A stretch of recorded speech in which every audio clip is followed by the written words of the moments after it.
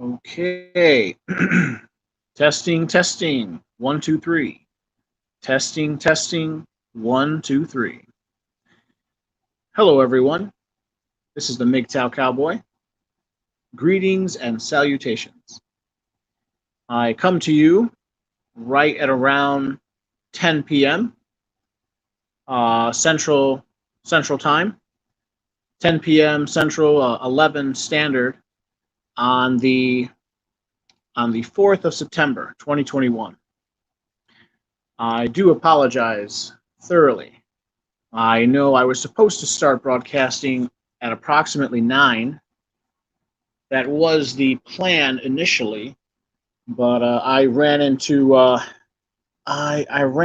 some situations. Primarily, uh, you see what you see what happened was see what had happened was I mean, it's all my fault. But basically, to make a long story short, you know how when you get to cleaning, sometimes you get to cleaning, and then you kind of just keep cleaning. You know, I don't clean very often. I probably clean maybe 2 or 3 times a year. I'll totally clean my apartment, like from top to bottom, and that's kind of what happened. Today's Saturday. I didn't work today. I went to the gym and I came back, and I still had a couple hours before I knew I was going to make this stream. So what I did was I started cleaning. I started with let's see. I started with a load of laundry. Then I did the dishes. I swept the floor. I still have yet to mop the floor. I have like a standing. I don't know what it's called, like a standing set of shelves, a shelving unit. It's like a little cheapy IKEA. It's made of plastic. And I decided to just clean all that. I went through all my old mail, because I'm lazy. And, I'm going through all this mail. And of course, I knew what I was looking forward to. I made a total mess. And, so I'm going through this mail and I'm cleaning the floor. I oiled, I have I have 3 tables in my apartment. One table I always keep real nice. And it's got like a nice finished lacquered top.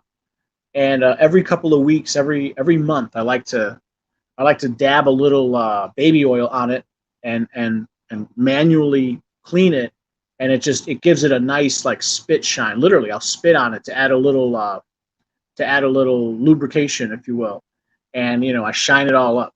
And I always leave that table empty, because it's nice when people come over and you got this nice big table, and it's all shiny and it's all shiny and shit. Anyway, so I'm sorry, guys. The point of all that is I'm sorry. I got to cleaning. I was supposed to start at 9, but I started at 10. Or I guess now it's 10:02. So welcome. I'll be talking for the next hour, and hopefully, I was hoping I can get at least 2 people to call in, preferably one at a time. My phone. I got a real old phone. I think it's my phone. I notice when when it's just me talking or it's me and one other person, it seems to work just fine, and there's no delays, there's no major lagging, anything like that. But when I have, like, I don't know, 3 or 4 people or more, I notice there's a lot of lag, and therefore the quality of the broadcast goes down. So what I thought I would do is I thought this hour I would invite you guys to call in one at a time, and give. The theme is going to be like a Mgtow interview. I want people to call in and tell us about themselves, who they are, how old they are, where they're from, what they do, whatever they want to share personally, and then hopefully I want to get to why they are Mgtow, or Mgtow, red pill, whatever you want to call it. And I want them to share their experiences, and maybe if they have any good stories. So I left at the top of the broadcast. I left a I left a couple comments, and I left the what's it called, the StreamYard. I left the link, so I'm hoping people will call in. So let's see. I'm going to go down the list here just to get started. Let's see. That's me. Let's talk an hour of Mgtow. Let us do that. Call in. Please call in. Here's the link. Of course, there's the link. Let's see. Yes, please call in one at a time. So like whoever the first person, first come, first serve. The first person to call in, I'm going to put you on, and you're going to have at least 5 minutes. If you want to talk for 10 minutes, you can. If you want to talk for 20, we can, definitely. But I want to hear some good stories. Let's see. Fabian Farina. Hola. What's up, Fabian? Good to see you, bro. One Fast Stack, my man. What's up, One Fast Stack? Good to see you out there. Kid Salish. So, I'm sorry. I don't know how to pronounce. I don't know how to enunciate that second word. Is it Salish? Salish? I don't know. Maybe I'll just call you Kid Indigenous, or I could call you Mgtow 420. I used to smoke herb. Luke is in the house. What's up, Luke? Good to see you, brah. RJ, hey brother, listening to your live streaming. Good. Am I coming in loud and clear? I hope so. Okay. Kid Mgtow 420, giving me the happy cowboy sign. I like it. Navigator, what's up, Navigator? All the way from the Philippines. I'm glad you made it, man. Feel free to call in. I've conversed with you so many times online. If you want to call in, man, feel free to call in. Hola, caballero. Hello, gentlemen, or hello, sir, I guess is how I would modulate that and translate that. Navigator of none. I will just lurk. My phone is older than yours. No problem. No problem, Navigator. All right, Kid Salish. Mgtow. Okay, say lish, LOL, is how you say it. Say lish. Kid Salish. Kid Salish, Indigenous Mgtow 420. Okay. All right. You are 5 out of 5 on my end. Okay, Navigator, I'm going to take that. I'm going to take that as my phone quality, my audio quality is in the top tier. It's in the top. It's good. Salish. Okay, Salish. That's what it is. Cool. All right, I'm gonna change position. Right now, I'm sitting on my bed. I'm gonna sit on my couch, get more comfortable, turn off my AC, and here we go. I got a story for you guys. Hey, look who popped in. It's Eric. What's up, Eric? Eric Zombro in the house. Good to see you, bro. All right, guys, give me 10 seconds. All right.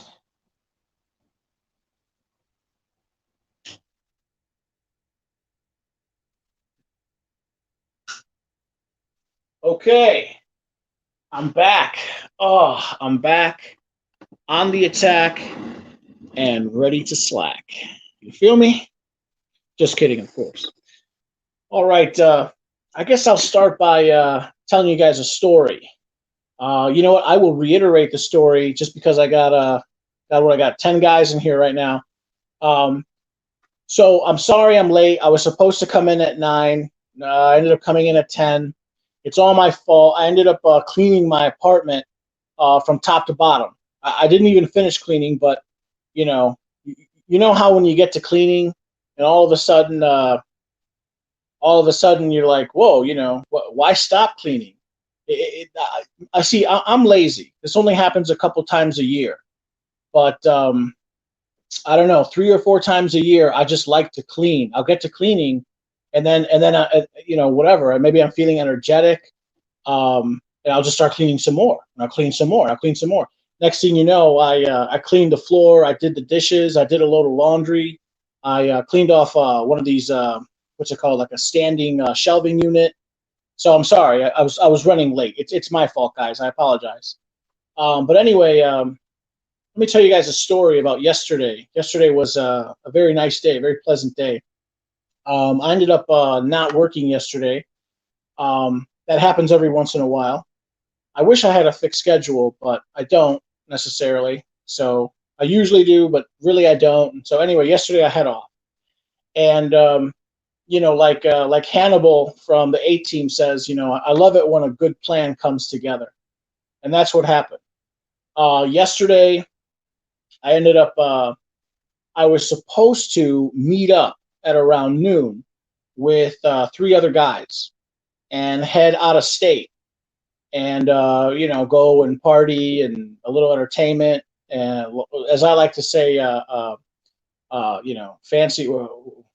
I got to come up with a cool way to say it. Or I kind of do, but I can't remember it right now. It's like, what is it? Women, money, hoes, cars, and clothes. No. That's Ti. Expensive. What was it? Getting money, getting hoes, expensive restaurants, and casinos. And we'll expand from there, of course. But so yesterday, me and three other friends made a plan to drive over the border, right? So we're all in Chicago. The plan was to drive to Indiana, right over the border, and to go to not one, but to go to two casinos, and then to go eat, and then to come back. And that kind of happened. It did happen, but it didn't happen the way I wanted. So I ended up getting up at noon, and I was ready by 12:30. And my friend, one of my friends, he comes to visit me, or he comes to pick me up in his car, and he's running way late. He didn't even get to my place till like 1:20. I get a call at like 1:15 from another friend and one of his friends, and the two of them basically canceled on us. And I was like, oh, that sucks. But it doesn't matter. I still ended up having a good time. Me and my one friend, we ended up going first to, we drove over the border. We went to, first we went to Gary, Indiana. If you guys ever hear of Gary, Indiana, be careful of Gary. Colloquially, we call Gary Scary Gary. Gary is it's a little hood. It's a little hood. But they just opened up a brand new casino in Gary. It's called, what's the Hard Rock?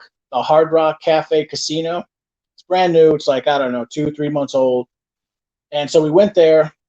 We actually went there looking for my other two friends because they lied and said like, oh yeah, no, we're tired of waiting for you. We're gonna just go and we're gonna go and then whatever. If you guys want to come and meet us, blah blah blah. Well, we go there. We look for them. Me and my other friend Mike. We canvassed the whole place. It's only one floor. It's one big floor. And we canvassed the whole place. We go, we hit the whole floor. We go to the restaurant area. We look everywhere. We can't find them. Oh well, whatever. So I did not play any game there. I did not gamble there. Then we proceeded to Portage, Indiana, and Portage, Indiana is so essentially we visited 3 separate counties. The first county was what was it, Lake County, and that's where Gary is. And then we went another county over to a place called what is it, Porter County, and there's a town in Porter County called Portage, and there's a new restaurant we wanted to try. We went there.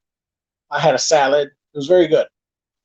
And then we continued on to Michigan City, which is the next county over in Laporte County. And yeah, there's a nice little town there called Michigan City. It's right on the southern tip of Lake Michigan. It's beautiful. This time of year, it's very touristy. It's kind of very trendy. A lot of Chicago people go there, and they go and sail on they go to the casino. They sail on the lake, and they got a little downtown district. I don't know, population like 35,000. It's tiny. I've actually thought of moving there. So we went there. We went to Blue Chip Casino. If you guys ever heard of Blue Chip, it's very nice. It's by far the tallest edifice in the city. It's like, I don't know, 40 stories. It's very, very cool, very nice, very new. We go there, and I won some money. I won $30 at the blackjack table. One $15 hand, and then a second $15 hand. And then, like a scaredy cat, knowing that I was up, I thought I might as well leave while, I'm still ahead. So that was nice. I gave my friend $10 for gas, and I was still up $20, and that more than covered my our very late lunch over at Portage, Indiana, and we headed back. And then on the way back, I get a here's the cherry on top. On the way back, I get a text message, and I texted this guy earlier in the day. On the way back, I get a text message back, and it's this guy named Victor.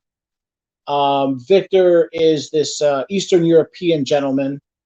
He's probably Mgtow. I don't know if he's Mgtow. He's definitely red pill. I know he's not married. I know he does not cohabitate with a woman. He's got an apartment. I got an apartment. He lives in Schiller Park. I live in Franklin Park. He lives right next to me. Anyway, I met him at my gym, and it looks like he's offering me a job. So I've met up with him before. Numerous times I've met him at the gym, and I've met up with him before. I texted him, and he texted me back, and he says, "Joe, what are you doing?" And I explained the situation. I say, "You know what? I'm actually I'm out of state, but I'll be back in an hour. You want to meet up?" He's like, "Yeah, sure." So we meet up at the Possum Pub, which is like this. I don't know. It's like this rowdy. I don't want to say a biker bar. It's not biker, but it has that flavor of like, kind of like, well, it is kind of biker. There were a couple bikers there when we went there. It's not exactly a biker bar, but it's, kind of a roughneck, blue collar, yeah, I'll leave it at that. It's a roughneck bar. And it was Friday night. It was nice and busy. There were probably at least 40 people in there. It was a good time. We go there, and of course I'm on my diet now. I've started this diet, so I can't drink, but I can drink diet soda. I get a diet soda. I get him a regular soda. I get my other friend Mike a beer, and we go and sit. We had a real good time. Probably hung out for like, I don't know, an hour and a half, maybe 2 hours. I don't know, at least an hour and a half. And yeah, the guy's offering me a job. It looks exciting. I haven't. I'm a trucker by trade. I haven't done over the road yet. I've done nothing but local, but I do have my A-class CDL, and that does allow me, legally to do over the road if I want, big rig. And so it looks like I might be making that move relatively soon. This guy Victor, Victor is like Macedonian. He's like Eastern European. You guys know anything about Chicago or the Chicago trucking scene? Yeah, like Chicago trucking scene has basically been taken over by like Eastern Europeans. If you guys have ever heard of Trucker Brown, he's a real famous trucker. He's got a real big YouTube channel. He talks all about it. He calls them the hot boys. The truckers here in Chicago, they're all like, not all of them, obviously, not all of them, but there's a large demographic of like Russians, Ukrainians, Romanians, Bulgarians. Well, he's from Moldova. He's Moldova? I don't know. Where's Macedonia? I'm sorry. He's from Macedonia, and yeah, it's like right above Greece or something like that. It's in the Balkans, and yeah, he's a real cool guy, real smart man. This guy he was running laps around me when it comes to the history of the Balkans, and talking to me about Russians and the Khazars and the Tartars and all these people. It's very exciting stuff. But yeah, towards the end of the night, he was like, "Joe, are you ready?" And I was like, "Yeah, man, I'm ready." His business partner flies back. He's in Macedonia. Yeah, Macedonia. He's in Macedonia until the 7th. So he comes back. He'll be back on the 8th. And this guy wants to meet me. I guess he's probably going to meet me like on the 8th or maybe the 9th. And then, I've already showed him my ID and stuff. I guess he ran like a background check on me. I passed. He says I'm good. Now he wants to meet with me. So who knows? It might be time to move up. It's very exciting. Anyway, yeah. So that was yesterday. That was very nice. Today I didn't do much of anything except clean. I went to let's see. I got up, went to the dollar store, bought a couple things. Then I went to the gym, relaxed, splashed around in the pool, hit the sauna, hit the hot tub or the jacuzzi, whatever. Whatever's clever, Trevor, And then ran into a friend named Steve. He's a nice guy, but he's real blue pilled. At least he's smart enough not to get married, which is good. And then yeah, came home, started cleaned the hell out of my apartment, and then decided I wanted to do a quick little call-in session. So, all right, let's see. I'm gonna go through this list here. Let's see who we got. All right, where am I? Okay, Eric Zombro, can I jump in? Yeah, bro, jump in. At the very top of the what's it called, the live stream content, I posted the what's it called, the link. I posted the StreamYard link. So please, I'm actually, I very much want people to call in, but only one at a time. And when you call in, I want you to please talk for like, at least 5 minutes, maybe as much as 20 minutes, and tell us, tell us your stories. I want to hear some Mgtow stories. All right, Timmy Kramer checking in from Arizona. What's up, Timmy? Good to see you, man. Yeah, I remember you. You're, if I remember correctly, you're the gentleman who you became. What was it? I think you became a licensed real estate agent at like the age of 19 or 18 or something like that. And typical, just American dream. You worked hard, made some, good moves, and now you're sitting pretty, if I remember correctly. One Fast Stack. Hello, brother Zombro. Okay, so I guess One Fast Stack is saying hi. What's up to Eric Zombro? Yeah, what's up, both of you? Kid Indigenous. My backup is Keith Salish Kijuk. Okay, Kid, if you don't mind me asking, what is your ethnicity? So when I see Indigenous, I think to myself like Native American Indian. I went to university in South Dakota. South Dakota has, I think it has the largest reservation in the lower 48, or in the United States of America. I think it's called Rosebud Reservation. It's so huge. I think it's larger than the state of Rhode Island. So yeah, when I hear Indigenous, I think like Native American Indian. Are you Native American Indian, or what are you, if you don't mind me asking? Navigator of none. He. All right. Kid Indigenous here from Washington. Okay. Will Cruz here from the Front Range of the Rockies. One Fast Stack from Alberta, Canada.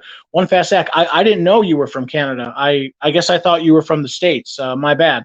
Okay, that's cool. Let me think. Alberta, where is that? It's like on the West Coast is like BC or British Columbia.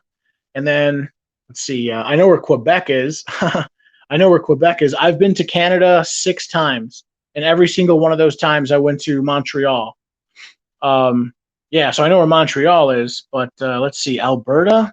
Yeah, like Manitoba and Ontario, somewhere in the middle. Alberta, is that where Calgary is? I can't remember. Luke is from Quebec.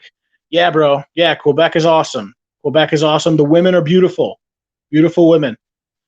Of course, I gotta admit, I was sort of taken aback. I've been to Montreal again 6 times. You know what I noticed? And this is bizarre. Not in a bad way, in a good way. People in Montreal don't speak English. Or I mean, they do. Everyone speaks English, but begrudgingly. It's very begrudgingly. It's like pulling teeth. Everyone, people on the street talk French, and you're just like, whoa, what continent? I mean, obviously, Spanish, English and Spanish is what I'm used to here in North America. But not in Montreal, or not in Quebec. In Montreal, they speak French. On the street, they speak French. And if you address someone, or I should say, if they address you first, and they don't know that you're a foreigner, they just start spouting off in French, and you're just like, whoa, yeah, oh, oui, and wine and cheese, But then you start speaking English, and then they get it that you don't speak French, and then they begrudgingly start speaking English, and then. Yeah, and then you tell them that you're American, and then they spit on you. So, all right, Will Cruz. My ex-wife used to work at Trump Casino in Gary. Yes. Okay. I actually did not know that there was a Trump Casino in Gary. That's news to me. Okay, James Von Maxwell. Hey, look who popped in, Mr. Maxwell. It's everyone. It's the Ginger Hamster. Good to see you. Good to see you. All right, Luke. I guess that's a hamster face, right? All right, one fast stack. Hello, brother hamster. Yeah. Shout out to hamster, man. Hamster. I unfortunately I just started listening to it. You had made a live stream with I think it was Hammerhand, and then right when Ken Del Rican, right when he called in, I had to leave, but I'm gonna go back and watch that. It's very very sad to hear. If you guys know of what's his name, Hammerhand's new channel, someone let me know, because I don't know of it yet. By the way, again, I'll drop it right now. Anyone and everyone, please. If anyone wants to call in, please call in. I'm actually looking. I'm hoping to speak with others. All right, Kid Indigenous, hamster. Do they call you Hammy yet? Okay. One fast stack says, I saw a girl call him Hammykins. Okay. What girl was this? Was it a redhead by any chance? Was she hot? Polska Bob in the house. What's up, Polska Bob? Good to see you, man. Hamster is a tool. Oh, I hope he's a useful tool. Will Cruz at one fast stack. LOL. Navigator of none. It appears you had a grand old time yesterday. Yeah, it was okay. It was okay. I mean, you could fart around, but it's nice to travel, or all of it. We went out to eat. We traveled, went out to eat, and of course, instead of losing money, it's better to win money if you go to a casino, right? And that was very nice. Again, the $15 blackjack table. You can play a lot of games. I only play 2 games whenever I go to the casino. In fact, I should preface all this by saying I purposely don't like to go to a casino very often. At maximum, maybe like 8 or 10 times a year. It's a treat. Because I don't want to become, you don't want to become like a depraved gambler. You don't want to become a gambler. Next thing you know, they're repoing your car, and you go down to Boys Town, you start doing some things that you're not proud of just because you need money. You don't want to get to that point. So, let's see. Will Cruz, very cool. Congrats on the job. Yeah, we'll see.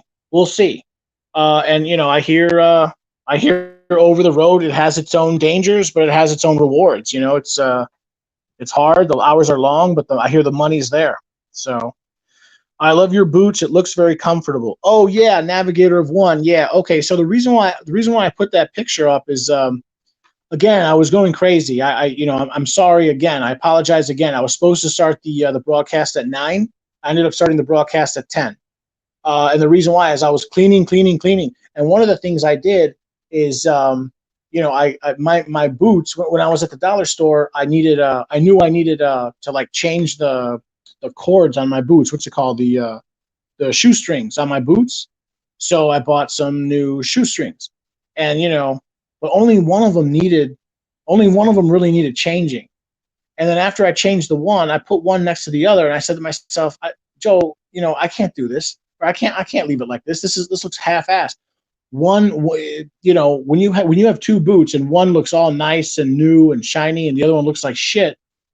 So I told myself, I gotta change both of them, even though the second shoestring, it was fine. It looked old. It looked dingy. It wasn't very bright. So yeah, so I had to take them both off and put new shoestrings. Again, that's why I was running late. So it's all my fault. But yes, thank you. Those I wear those boots all the time, especially when I'm not working. Again, I see myself as a cowboy, and I often wear a cowboy hat. But guess what? You can't really. I mean, you can, but it's just wrong. You can't wear a cowboy hat without boots. I mean, I would feel ashamed if I walked into a bar or a restaurant or even on the street and I had a cowboy hat on and I had like sandals on or gym shoes on. That's just something wrong. There's just something wrong with that. So one fast act. Smart men don't get married. Correct. There's a short video of that I don't know what show it is. I think it's like a country western, and there's a scene where I think they're setting that they're getting ready for an attack, and they're sort of preparing themselves, and they're fighting. They're kind of bickering. They're bickering over who should lead, and the smartest of them declares himself, hey, I should be the leader. And they say, why? And he says, well, it's simple to see that I'm the smartest. And they say, well, why are you the smartest? And he says, simple. I never got married. I'm obviously smarter than all of you. And he actually wins the argument that way. All right, what's up, my Wiggers? Okay, no, I think the Wiggers are in southwest China, and they're in concentration camps by the communist Chinese. Mgtow Maddie, OMG Timmy C. Yes. RJ, how are gas prices? All I see is everything going up. Yes, unfortunately. So I live in like a second ring suburb of Chicago, which is nice because gas prices are considerably cheaper than within the city proper. Although they're still pretty high. In the suburbs here, they're like, I think it's like $3.30 a gallon. In the city, it's like, I don't know, $3.50, $3.60, $3.50, $3.60, something like that. Over in Indiana, I won again. I won at the casino, which was nice. So I gave my friend $10 in gas. He wasn't asking, but I gave it to him anyway. He went to go top off, but I don't know how much it was over the border. It was less. Gas is definitely cheaper in Indiana, $3.15, $3.20, something like that. But yeah, prices are going up, man. Prices are going up. Again, we can thank our government. We should end the Fed. We should end the Federal Reserve Bank. Remember the Fed is not a government agency, right? The Fed is about as federal as Federal Express. It's a private company. We're not even legally allowed to know all of the owners. It's a total scam. You know the deal. Mgtow Maddie, a great role model. Timmy C. Okay. I'll take your word for it, bro. Luke Chase. Okay, Maddie, back at you. Luke. Timmy Kramer. Mgtow Maddie. Mgtow Values. Hey, look who's in the house. It's Mgtow Values. What's up, Mgtow Values? Big shout out to Mgtow Values. I love his work. Any of you guys haven't checked it out, check it out. His streams are really, really thorough, or they're long. He doesn't make crappy little 2-minute videos. These 30-second blurbs, these quick little, what's it called? These shorts. He doesn't make those. He has these nice long hosting sessions, and I love them. Whenever I get the opportunity to listen in. All right. Hey, look who's in. It's Lion of Mgtow. Thank you for visiting my stream. And then NC. I believe that stands for North Carolina, if I remember correctly. I believe Lion of Mgtow, and yeah, Lion of Mgtow is from North Carolina, if I remember correctly. I forget which town, but Lion of Mgtow. I've always wanted to tell you, I really like the background scenery in all of your videos. Well, maybe not all of your videos, but a lot of your videos. I think it adds a certain touch that I really like. I actually wish I could get out more into nature and scenery like that. And my favorite is I don't know what it is. I conjure up in my mind like a Baptist church or some sort of I think it's a church. It's like this big church, and it's on a lake, and you make a lot of videos there. I like that. It's very, very beautiful. Moving on. Mgtow Maddie, TC, hope you're well, bro. Shite is getting messed up out there in OZ, in Oz. I don't know what OZ is. I ounce. I don't know. Aussie land, New Zealand. I don't know. Mgtow Values. Hello, LOM. Yes, hello, Lion of Mgtow. One fast act. Good to see you, brother Maddie. Mgtow Values. Hello, men. Again, let me take this opportunity, gentlemen. Please, if someone wants to call in and chat for a little bit, if you go all the way at the top of the stream, there is I left the what's it called, the link. All right, Timmy Kramer. I want all men in society to prosper and kick ass. Yes, I fully agree. I'm very passionate about that idea as well. In fact, some of that doesn't just come from my desire to want them to do well. Some of that actually also comes from my fear that if not enough men stand up and fulfill their roles, or if they don't reach their full potential, guess who's going to take over? The corporations and women and the governments. And I don't think that bodes well for men. So it's like, I don't just want to see men do well. I don't want to see my political adversaries to overwhelm us. And the way I see it is we need a certain percentage of men in society to stay strong in order to, hold this back, in order to hold back what I see is like an onslaught of, just these man haters in society. All right. Moving on, One Fast Act. Brother LOM. Yes. One Fast Act. Brother Values, great stream the other day. Yeah, right. Yeah. Yeah, Mgtow Values. I have yet to listen to that stream. That was like a 3.5 hour or 4 hour stream. I have yet to watch that, and I'm going to. All right, Mgtow Maddie, One Fast Act. Peace out, man. Hope you're doing well, mate. Hey, look who's in. Look who's in. It's Traversable Philosophy, otherwise known as Traversable Mgtow. Whiskey sent me. Hello, man. Yes, hello, Traversable. Wow, man. I feel like Wayne's World right now. I'm not worthy. I'm not worthy. There's so many big names in here. It's unbelievable. Traversable, I was recently listening to you were I don't know what it was. Was it a book review, or it was some sort of piece of literature you were reviewing? It was talking about Otto Weininger, the Jewish German or the Jewish Austrian philosopher. And yeah, I found it great. I had never heard of the guy, which of course makes perfect sense. They you're not gonna hear about Arthur Schopenhauer or Confucius or Weininger in high school or college, because these guys were they were very they would leave very scathing. They had very negative opinions about feminism and women. Well, I was listening to one of your, I think you were reading from one of his books, and I found it to be great. I never heard of the guy. So anyone, if you guys are interested in any philosophy, look up Traversable's. Again, the guy's name is Otto Weininger, and Traversable did a video about him. It's like 2 or 3 years old. It's pretty good. Very, very. I'm very humbled to have you, Traversable. Thank you. Mgtow Maddie, OMG, Traversable. God damn, this is great. Hey, feel free. If anyone wants to call in, you know what I'll do? I will write it out again, and hopefully someone will call in. Mgtow Maddie, Traversable. Damn. Mgtow Maddie, OMG, Traversable. Hey, Maddie. Mgtow Maddie. Yeah, man, I was watching that live. It was a historic moment. I don't know what you guys are referring to, but okay. Peace to you, brother Traversable. Great to see so many respected gentlemen. I fully agree. I couldn't agree more. It's I feel humbled and honored.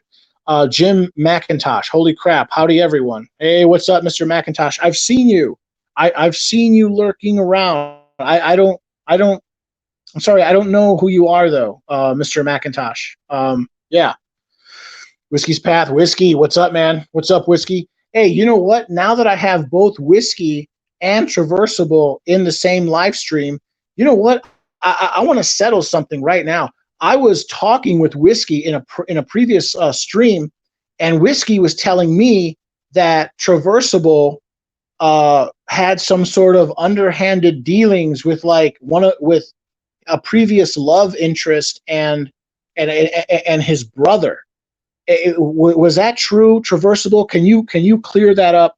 Because I remember watching a video, a live stream of yours, where you and this Jewish fellow, the guy you not always, but the guy you usually have on, he's a young Jewish fellow, and I thought I remember him mentioning that his friend was murdered.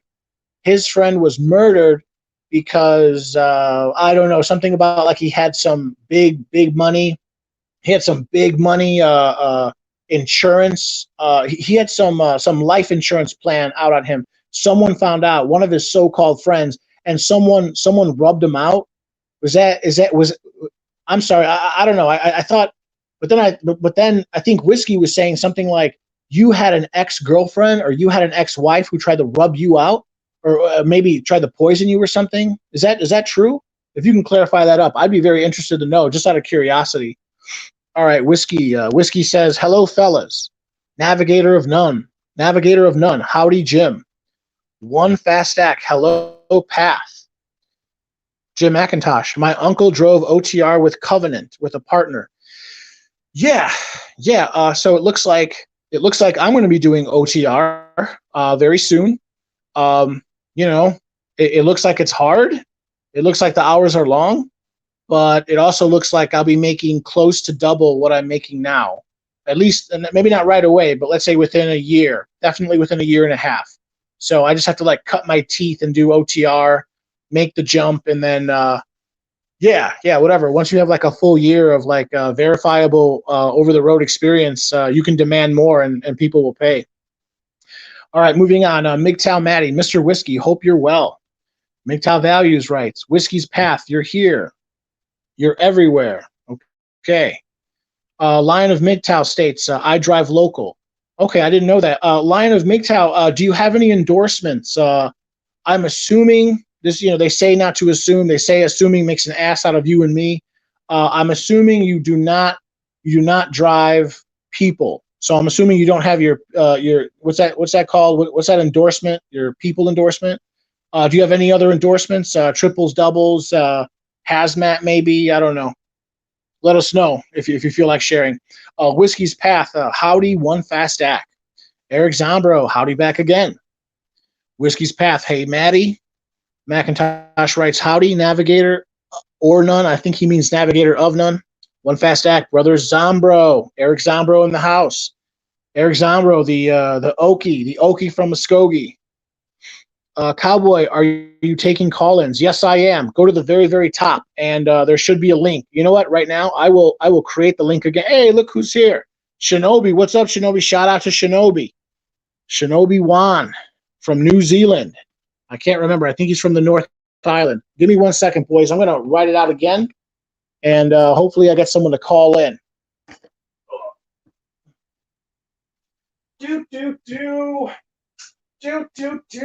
Interlude. All right. Let's see here. I am going to post the comment again. Let's hope you guys get it. HTTPS semicolon backslash StreamYard YARD.com backslash Q lowercase q lowercase a lowercase d 255 lowercase I lowercase u 8n. All right, here it comes again, boys. Okay, please let me know if it went through. Please let me know if any of you guys can get in or if you can't get in. I'm embarrassed to admit, I am so, my level, I'm not very tech savvy. There is a way where I can like paste, copy and paste the stream. I've tried to do that. I don't know whether I just don't know what I'm doing. I don't know if it's like the cracks in my phone and it won't let me. I don't even know. So I write it out manually. It did work before. It worked the other time. So hopefully it'll work this time. So, all right.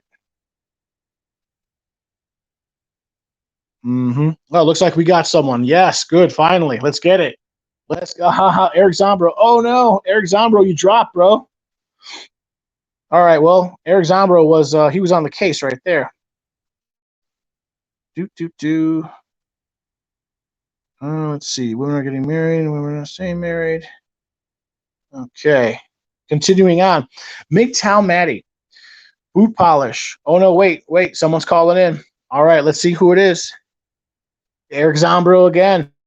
Eric Zombro, I'm letting you in 3, 2, 1.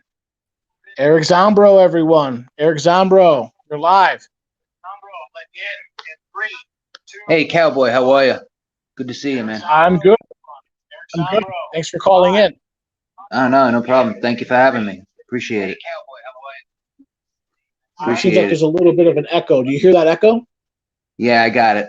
I took care of it. Okay, echo. Okay, yeah, thank you. For a second, I thought maybe that was me actually. So, okay, Nope. cool. So here's the deal.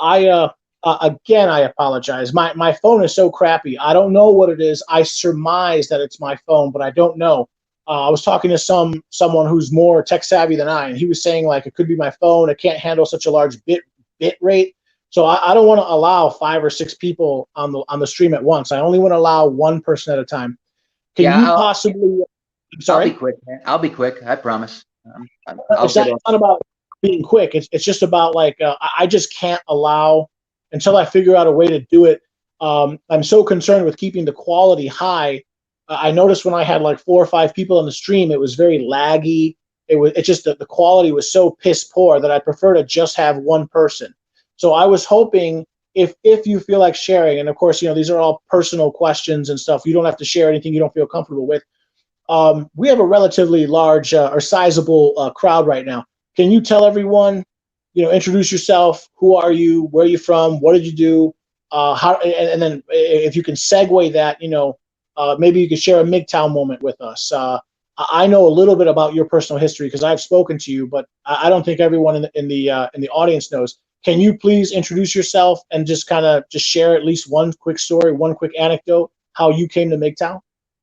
Well, I came to Mgtow. I was awakened while married, and my my glorious awakening happened when my ex started putting my kids down, completely cut off all intimacy, and just absolutely just shut down totally.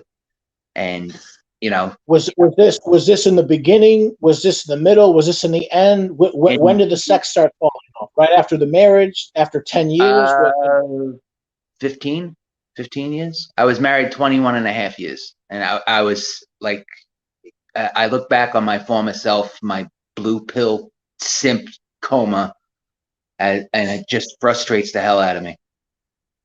I Okay, should. okay. So basically, for the last 7 years of your marriage, it just became sexless. Is that fair to say? Oh God, yeah. And like, Okay. Did you ever have the urge? Did you ever have the inclination to speak with your wife and just say, "Hey, what's going on? I want some action." oh, And absolutely, if you did, absolutely, how did that work out? absolutely. And then she just absolutely, like, went ballistic. You're like, how can you say that? This is marriage. We're busy. I'm tired. Da, da, da. So I'm tired. I'm yeah, tired. it I was. should headache too once in a while. Right? Yeah, I used to say that she just had excuses. Instead of like I had a headache, I go, she just has excuses. But no, Yes. it was an eye-opening experience, and I wouldn't wish it on my worst enemy, because it's like living with somebody that you're just a roommate with, but you're married to them. That's what it ended up being, and it was awful. So I never, am so sorry. I am so sorry. never Um, again. can you talk a little bit more about your marriage? Like, what was the sex really good? At least for the first 2 or 3 years, was it like a long, slow fade away to nothing? Were there Yeah, stages? that's a good way to put it. Started out good, and then just a long fade away. And like the drinking and everything, and putting down the kids, putting me down. I wasn't putting up with it. So BS on that. I see. I see. Did you ever cheat on her? Did she ever cheat on you? Was there any infidelity? Actually, Cowboy, I'm a deeply religious person. I really took the vows serious, very Okay, serious. that's So good. no, As you should. As you should. like, Okay. I don't know if she cheated on me or not. I don't think so. It never came out Okay. that she did, but me, no, 100% no way.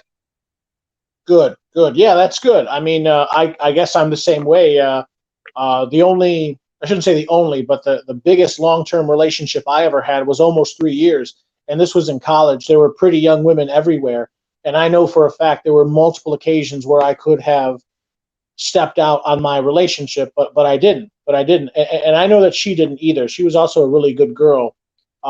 But you know, yeah, who knows? If I got Right. married like you, it could have been your story could have been my story. You know, Yeah. first it's great, the first couple of years. Next thing you know, I'm in divorce court. Yeah. And I actually did pretty well in court. I won custody of my daughters. I even won support, but it was a long fight, and before I won custody, I had to pay. So I mean, like even though I won, sometimes Can even in you can you? sometimes even in I'm sorry. victory, you lose. Can you go a little bit in depth if you feel comfortable? Like, can you tell us about the divorce process? I mean, if I remember correctly, you were a New York City police officer, so obviously you Yes. were living in New York. I hear in the state of New York, it's pretty severe. It's Oh, pretty biased. How that's much an did you spend in lawyers' fees? uh about 25,000, Okay. and it cost me around 1,100 a month in support. Do you And mind me asking who initiated the divorce? Was it you or her? cheated. Okay, okay, and we know, you know, we red pill guys. We know statistically it's the woman, right?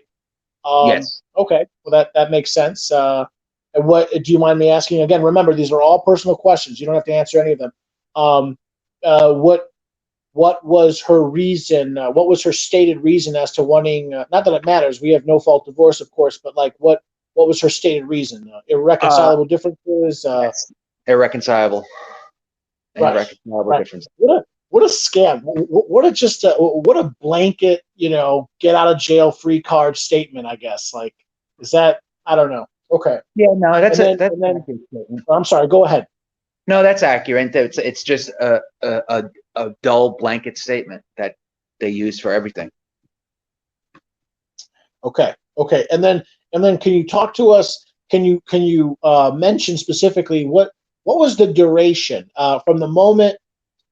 In fact, how does it even start? Like, does like I conjure up this image of like two men come up to you and say, "Hey, are you Eric Zombro?" And you say, "Yeah," and one of them hands you like some documents. Is that how it starts, or what? You get something in the Uh, mail? Or people tell you? actually, actually, it started with like she's I had consulted a few attorneys and everything, and I had like a basic strategy going into it because I knew it was coming from like Christmas time on in uh, about 2018, and I had like a pre-strategy going in, and we ended up using a mediator rather than going through. Oh, that's nice.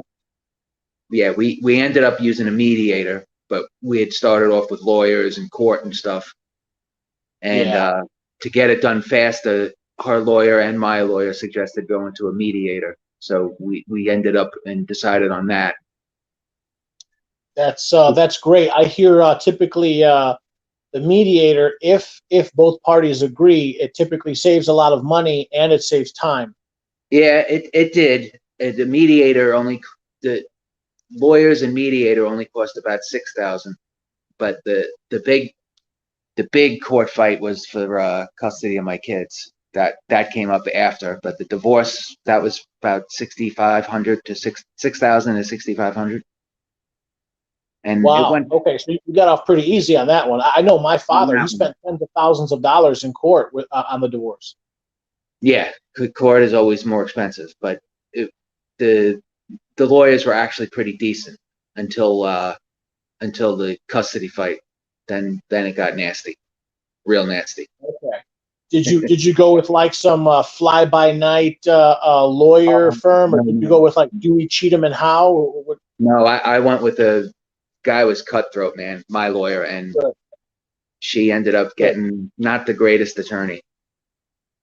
And Okay, so then, you got a shark. Okay, yeah, and she and got then a whale or something. yeah, and then you have to remember like the court because my younger daughter was a minor, so the court appoints an attorney for her. So there was three lawyers battling it out, and Wow. but it ended up my lawyer and my daughter's lawyer actually ended up sort of on the same side. So Okay. it worked out to my favor. But again, it cost a lot of money. And you ever hear the saying, even in even sometimes when you win, you lose. Sure. That's basically what happened. Like it was a lot of money, a lot of. Yeah, no, I'm sure. A lot of money, a lot of stress, a lot of heartache. I do apologize for our evil family court system. But yeah, that's terrible. That's terrible. Whenever I impose or not impose, whenever I try to um, spread the Mgtow message to young men, I always bring up what you're talking about, and that is family court. You can call it whatever you want, divorce court, child custody court, domestic violence court, whatever. Legally, I think it's called family court, but Yeah. yeah, family court is not friendly to men. So from the moment it started, from the moment it started, how long did it last? A year, 2 years, more? 2.5. Okay. Okay.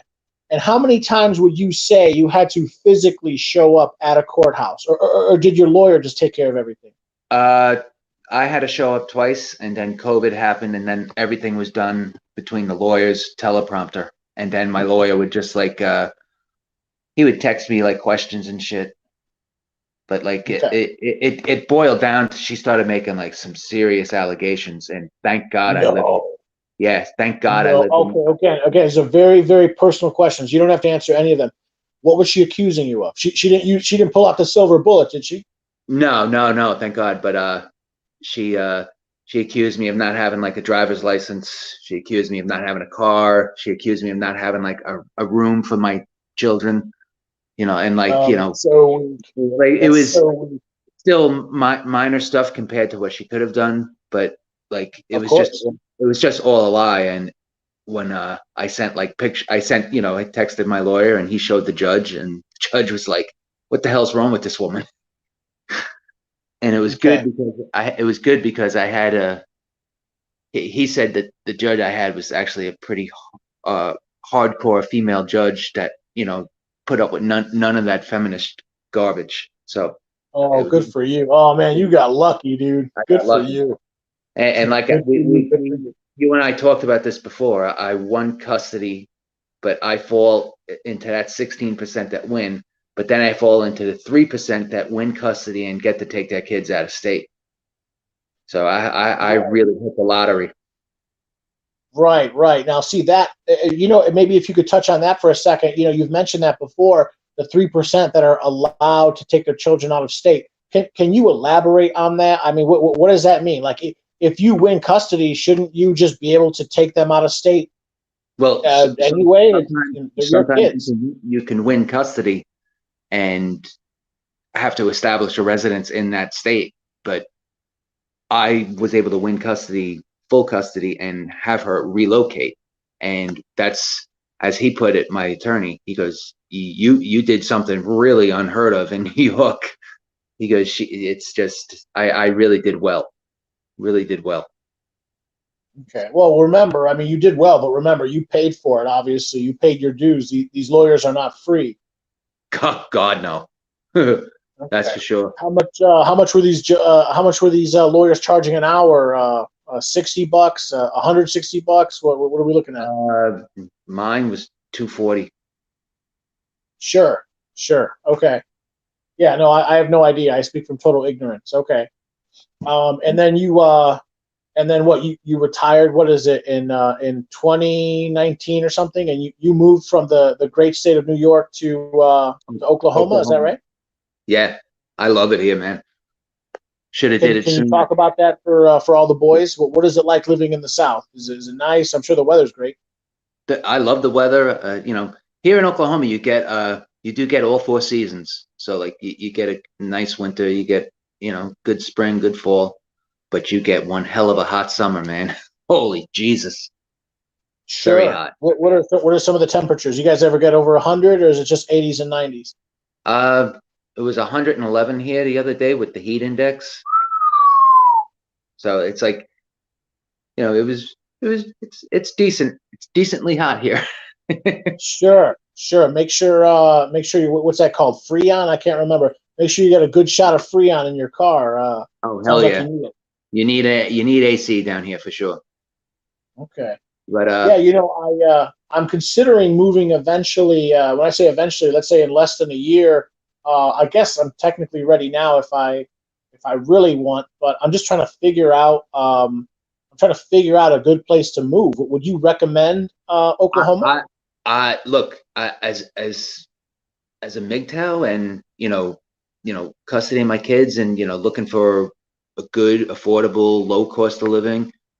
Because like I'm sure most of the listeners are like us, we don't need a lot to survive. We're minimalists. I definitely recommend Oklahoma, Kansas, even like Alabama and stuff, like the Gulf Coast. But good low Yeah, cost of living, good politics. None of that right, crazy right. New The York shit. politics is what would spur me to move. But Yeah, the cherry on top is I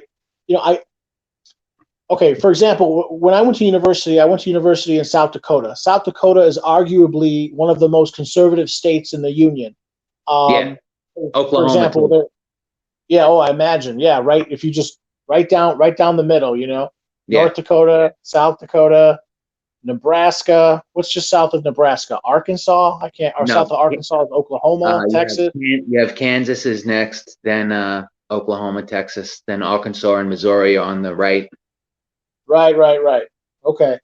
Well, yeah, but the point I was trying to make is even though I absolutely love the culture out there, it just gets so damn cold. I'm pretty sure wherever I decide to relocate to, it definitely would be south of my current location. So, Oh, I could tell you who now, knows? I'm never shoveling snow again. I did enough of that in New York, so I'm done shoveling. Right, right. I'm sure you know. I'm sure you speak from experience. Okay. Yeah. Yeah, yeah, that's awesome. If I can give you the floor for another 2 or 3 minutes at least, do you have any final anything you want to share with us? Any anecdotes, any stories? Uh, just like I said, like I think the worst thing to be is awakened while married, like trapped in a Sorry, I'm so loveless. sorry. To be with somebody that's supposed to be like your one and everything. It's absolutely miserable to be trapped like that. Uh, you know, I'm done. No way. One and done for me. So you know One. for sure. I mean, you will never get married, right? I mean, you sound No. firm on that, right? Yeah. Yeah, Absolutely. yeah, And right, right. uh, it's just it's sad. It's sad. So Why? like What would would you because ever? because I don't know. I can't speak from experience. Did you ever wake up in the morning, especially towards the end of your marriage? Did you ever wake up in the morning with like a sense of dread? Is it really that bad? Would you say? How would you describe it? the sense of dread, it's like it's not a sense of dread. It's like, oh God, what is she gonna complain about today? Like even my kids had that, you know what I mean? Like they were miserable too. They wanted out. So like it's just it it it changes you. It changes the whole dynamic of the family when it's just when it's over. Like the whole it's cheaper to keep her thing is Sure. absolutely not. It's absolutely not true. It's absolutely not true. The whole cheaper to keep her it's a horrible philosophy and piece of advice. If it's over, it's over. You get out because you're not Yeah. doing No. I guess I not agree with doing you. yeah, you're not doing anyone any favors by staying in a loveless, trapless marriage. Sure. Sure. All you're doing is putting yourself into an early grave. Like I'm happy as a pig in poop right now. You know what I mean? I don't want to curse and get Right. you Right. screaming. Right. Sure. Yeah, well, that's good. That's good. Lastly, do you mind me asking, well, how do you pass your days now? I mean, you are, I guess, officially retired. Do you work Yes. full time? Did you pick up a Nope. second Nope. full time job? Are you I'm, totally uh, retired? I'm totally retired. I Okay, exercise. I shop. I eat. I cook. I have a lot of hobbies. I build plastic models. On of World what kind of models do you build? Like airplanes? World War II warships on a one seven Okay, hundred, and that's then awesome. That's my favorite was World War II airplanes. But yeah, that's cool. and I do a lot of reading. I educate myself. Read a lot of books on architecture and everything. You know, you have to stay educated. You have to keep yourself busy, and you got to exercise. I stress that Sure. all the time. I stress all men should exercise. What kind of exercise do? You do weights or just Uh, walk or? well, I used to box and do martial arts, but I can't do that anymore because of my injury, and my surgery. But I do a lot of running. I do a lot of push-ups, crunches. Just like your normal calisthenics. But I try to do about 6.5 miles a day on the treadmill. Oh wow, okay, that's pretty good. Yeah. How is your health? Do you have you have diabetes, anything like that? No, that as far as that goes, I'm perfectly healthy. But I got really bad cancer from 9/11. So Yes, I remember. I had to Would have you my mind? carotid arteries swapped out, or almost swapped out. I had cancer all through my neck, and it was they were interfering with my carotid arteries, so my vocal cords, my voice box, Yes. everything. But And what was it? What was it from 9/11? Was it like the debris, the dust? exactly, the dust, because they marched. What I what mean, was what they was in marched. that dust? What was in that dust? Yeah, The, two office everything. buildings. Yeah, office building. Yeah, You know, or I think you got to remember those were two of the largest office buildings in the world were ground to a complete powder. There wasn't even like a phone or a computer or a file cabinet left. It was just all melted down to a fine powder that we were marched down there to breathe in. sure, sure, yeah, and like as best I imagine there could have been like old asbestos from like the 70s or something, and Yeah, I don't know. and like I was talking on Kendall Rican's podcast about this. The WTC fund absolutely screwed me and thousands of other guys. So if you're ever out there and you hear that the WTC fund's doing great work, it's an absolute lie. It's an outright fabrication. There's so many people getting screwed over. I'm one of them. Wow, All I asked for was my I am so sorry. I just asked for my copay to be taken care of because I had to lay out $8,800 two times for my radiation treatment. And And that was your share. That was your copay, right? that was my copay after the insurance. That was what I had to lay. I'm sorry. You said 2 rounds of chemo, 2 rounds of treatment, Radiation, chemo's or different. radiation. Yeah. Okay. Wow. So, Okay. yeah, and I wasn't even like looking for like some of these people that got cash, they got a freaking large payday. And hey, look, God bless America and everything, but there's so many people that got really hammered. Like one guy from Phoenix got really bad lung cancer and throat cancer, and he had to mortgage his house. He had to sell everything to pay his medical bills. Yeah. Yeah. He lost everything. That's a crime. That's a crime. We just lost in Afghanistan, and I remember hearing something to the effect of our military spent. I can't remember. It was over 2 trillion. Is that Two and right? a half, 2.6 trillion, something like that. They had the 2.6 trillion. I mean, could you imagine even dropping half of that on programs? Let's say your program being one of them.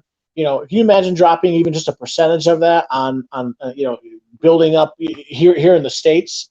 Oh my God. Could you imagine taking $1 billion and just dropping it on Detroit?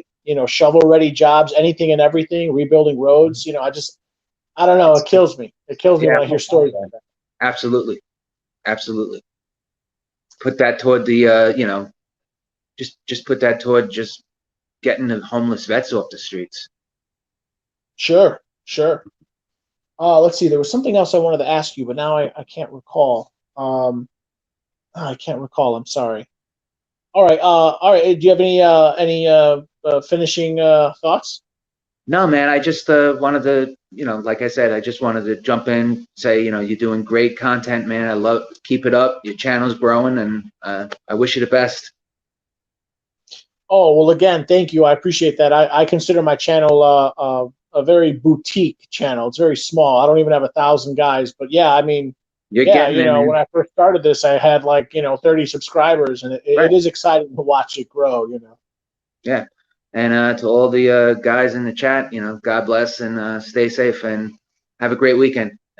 Cowboy, take care. And if you're ever interested, you go on to Sandman's channel. You can hear my story. It's called Miserable Married Guy, More Miserable Married Guy. He escaped the plantation, and free men are forbidden, and uh, Mgtow is unstoppable. Those are the videos. Okay, can you please do me a favor I'll, afterwards when I'll, I'm done with this stream? Can you yeah, come I'll in put it and in the comment chat. and write those down? Yeah, I'll put it in the chat. Yeah, yeah, cool. I had no idea that you had contacted Sandman before. He must have dedicated a video to you before then. 5 of them. Oh, five. Oh, wow. Okay, yeah, you had said a couple. I don't know how many, but okay. Wow, that's cool. But I'll put them in the chat for you. All right. Have a good one, Yeah, Cowboy. Take care. Take care, yeah, yeah, guys. yeah. Take care. Bye. All right, bye now. All right. So that was that was Mr. Zombro, Mr. Eric Zombro. Yeah, wow. That's amazing. Another thing worth mentioning, just a random thought. I thought I remember learning that every single police officer, what was it? I think it was every single police officer and every single firefighter that died that day in New York City. They were all men, even though there is a certain percentage of female police officers. I don't know. I don't think any women died. I'm not sure. I'm actually not sure about that. But I thought I remember hearing something like that. If anyone knows, they can leave it in the comment section. So yeah, the line is open. If anyone else wants to call in, please feel free. I'd love to hear from you guys. All right.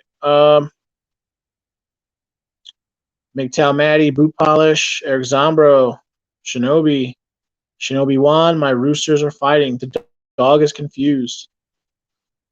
Line of Mgtow writes, men are not getting married because women will not stay married. Yes, yes, that's a very common adage I hear Line of Mgtow say, and it's totally true. It makes perfect sense. I mean, why, why would any self-respecting man, why would any man with his eyes open, he sees what's going on. He sees that the majority of marriages are failing. Why would you even be willing to take the risk anymore? And I just find it amazing how women they still complain. They know they've created a situation, and yet they still complain. It baffles me, but at the same time, I actually think that like the women secretly know. They secretly know, but they're just gonna they're just gonna keep playing this. They're gonna keep playing this game as long as they can get away with it. That's kind of how I see it. Mgtow Value writes at Shinobi Wan. Will Cruz writes scene from Bone Tomahawk. I think that is Will referring to what I was saying earlier about that gentleman who claimed that he should be the leader and the reason that he gave is because he was smart enough to never get married. Shinobi Wan writes, brother Eric Zombro, one fast act, great video today, brother LOM. I have not checked that out. Guys, go over to Line of Mgtow if you have not. I'm assuming he came out with another video. I'm sure I'll be checking that out real soon. Shinobi Wan, brother Mgtow Maddie, one fast act. Yup, Bone Tomahawk. Okay, so we got some confirmation here. Shinobi Wan, brother Mgtow Values, Jim McIntosh. Mink oil is great for keeping up leather boots, nice and supple. Okay, that I did not know. Mink oil. Wow, that's interesting. Eric Zombro, wood, paper, copper, everything is rising. Yeah, yeah. More about that. Yeah, everything is rising. You know, is it that everything is rising, or is it that the purchasing power, or whatever it's called, PPP, purchasing power parity, the purchasing power of our dollar is just slowly waning. It's just going, it's just slipping and slipping. Um, I remember hearing a statistic. I can't remember where I heard this. It was something like immediately following World War II. So between 1945 and 1995, Inflation averaged about between 2 and 3%. It was about 2.5% a year in America. Last I heard, inflation is ticking up. It's around 5% now a month. So you do the math on that. It's not looking good. So it's actually looking very bad. So at this point, every 2 or 3 months, we're going to see prices rising. Whiskey's Path at Mgtow Values. Shinobi Wan, Brother One Fast Dak. Howdy Shinobi says Whiskey's Path, Mgtow Values. At Eric Zombro, yes, I see some of this as well. Forward purchase what you use, men. Yes, I think those are wise words from Mgtow Values. I couldn't agree more. There are some things that you can do that with. There's some things that you can't. I don't think you can do that with gas anymore. I don't think you can do that with gasoline. There are people in the past. There are people that I've met, like in South Dakota. They would have like a drum, like a 55-gallon drum, and they could keep gas in it. But I thought I remember them complaining, like in the past, you can keep gas for months and months and months. You can keep gas for a year. I don't think you can do that anymore. I think gas only stays for like a month or two, and then it like goes bad or something. It has to do with like the formula that they use. So some say that they actually do that on purpose because they don't want people storing gas. Like they want a forced dependency on us. And remember, forced dependency is slavery.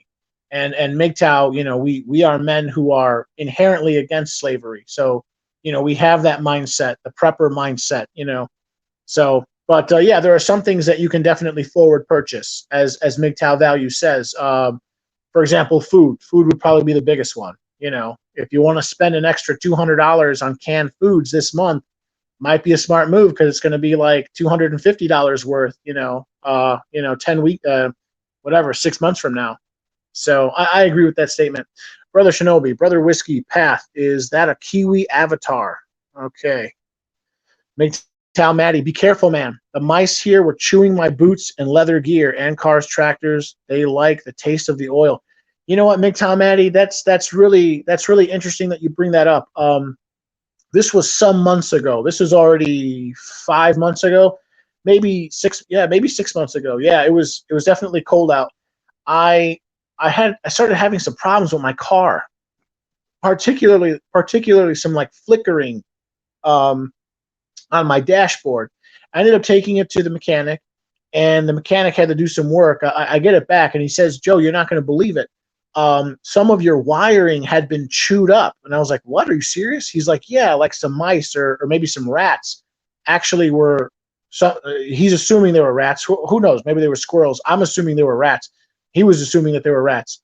Some rats probably had gotten up in my undercarriage, and they were chewing away at my cords. Go figure. But yeah, true story. One Fast Dak, Master Brother Shinobi Wan. Hello, good sir. Mgtow Values, thank you for the shout out. Whiskey's Path, Brother Shinobi. No, it's a squirrel from a Sherlock Holmes hat and pipe. Mgtow Maddie. Mgtow Values, old school Mgtow. Sure. I don't know how old Mgtow Values is. I think he's in his late 40s or 50s. I'm pretty sure he's not a senior citizen, but yeah. How old are you, Mgtow Values? You're in your 40s? 40s or 50s? I can't remember. Shinobi Wan, a Mgtow to what Brother Mgtow Cowboy is saying. Brother Mgtow Values streams are great. Yes, they are. I think I want to start doing like 2 or 3 of them a month, maybe every 2 weeks or something. They're fun too. Let's see. Mgtow Values at Mgtow Maddie. Yes, indeed. Very old school. Shinobi Wan writes, Brother Jim McIntosh. Mr. McIntosh, I've seen you around. Yeah, thanks for coming out. Mgtow Maddie, yes, the backwoods is where it's at. When Mgtow Maddie says that, I think I conjure up the what they proverbially call the outback, right? Or down under, I don't know. I just imagine it's all like mostly yellowish green. It's kind of dry. Some guy who uses the word he says knife, but he means a knife. Crocodile Dundee kind of persona. Okay, Mgtow Values. Young men go against the tide and remain sane and safe. Yes, I totally agree. Yeah. Say go against the grain, right? We're what we're doing is almost considered, I don't antisocial. It's not promoted, but I think, see, what I think is that I think Mgtow men, you could say red pill men, red pill or Mgtow guys, we are, and this is not an original thought. This is not an original thought. I'm actually stealing this from Professor Hugo de Garis. I'll say that again, Professor Hugo de Garis. Professor de Garis, I first found him. I encountered him on BitChute, and he has a long list of videos. I recommend any of you, if you're intellectually inclined, his material is very meaty, but it's very rich. I like it. And he puts it this way. He says, at our core, Mgtow are essentially men who are against slavery. We are, in fact, if I remember correctly, he uses the word abolitionist. We are essentially the current day abolitionists, very similar to the abolitionists of during the Civil War. And we see male slavery as a war issue, and he sees it this way. He says that we have entered into a gynocentric system, and that it has become essentially a slave system. We see slavery as abhorrent. It is something to be hated, and we see it as a war issue. And so our goal ultimately is political change. And then he goes on to say, I don't necessarily completely agree with him, but he goes on to say that Mgtow I think he uses the word, we're sissies. He calls himself a masculist, and he says Mgtow can transform themselves into a masculist, and a masculist is essentially a Mgtow who becomes politically active.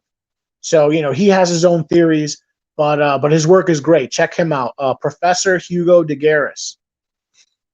All right, one fast act. Really enjoyed Brother Mgtow Values channel. Yes, absolutely. Mgtow Values is top notch. A nice long streams, an hour and a half, 2 hours. Whiskey's Path. Let's see. Howdy at Will Cruz at Luke. Yes. Howdy. Mgtow Maddie. Haha. Australia. Yes. Australia. Aussie land. Down under. I don't know any other names for Australia. Jim McIntosh. Sherlock Holmes trivia. That hat's name is called Deer Slayer. Look it up. Mgtow Values at Mgtow Maddie. Jump in. Yeah. If anyone wants to jump in, Mgtow Values, you want to jump in, jump in. Luke, jump in. Macintosh, jump in. Anyone and everyone, whoever you want. I just, please, if I only want to take one person at a time because I got an old crappy phone. I really do think it's my phone. All right. Eric Zombro writes, chat has gone too far. Link isn't visible. Oh, okay. I will put the link in again then. Hold on one second. Da.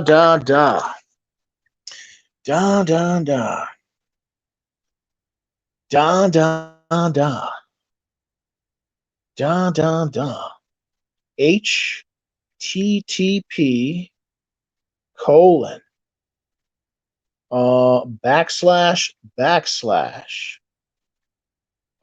StreamYard, StreamYard, D as in dog. Who with the dog? I'm with the dog. I'm the dog, the big bad dog, the bounty hunter. Do. QAD 255 IU 8N. All right, here it comes. Let me know if that works. I hope that works. I really got to figure out this.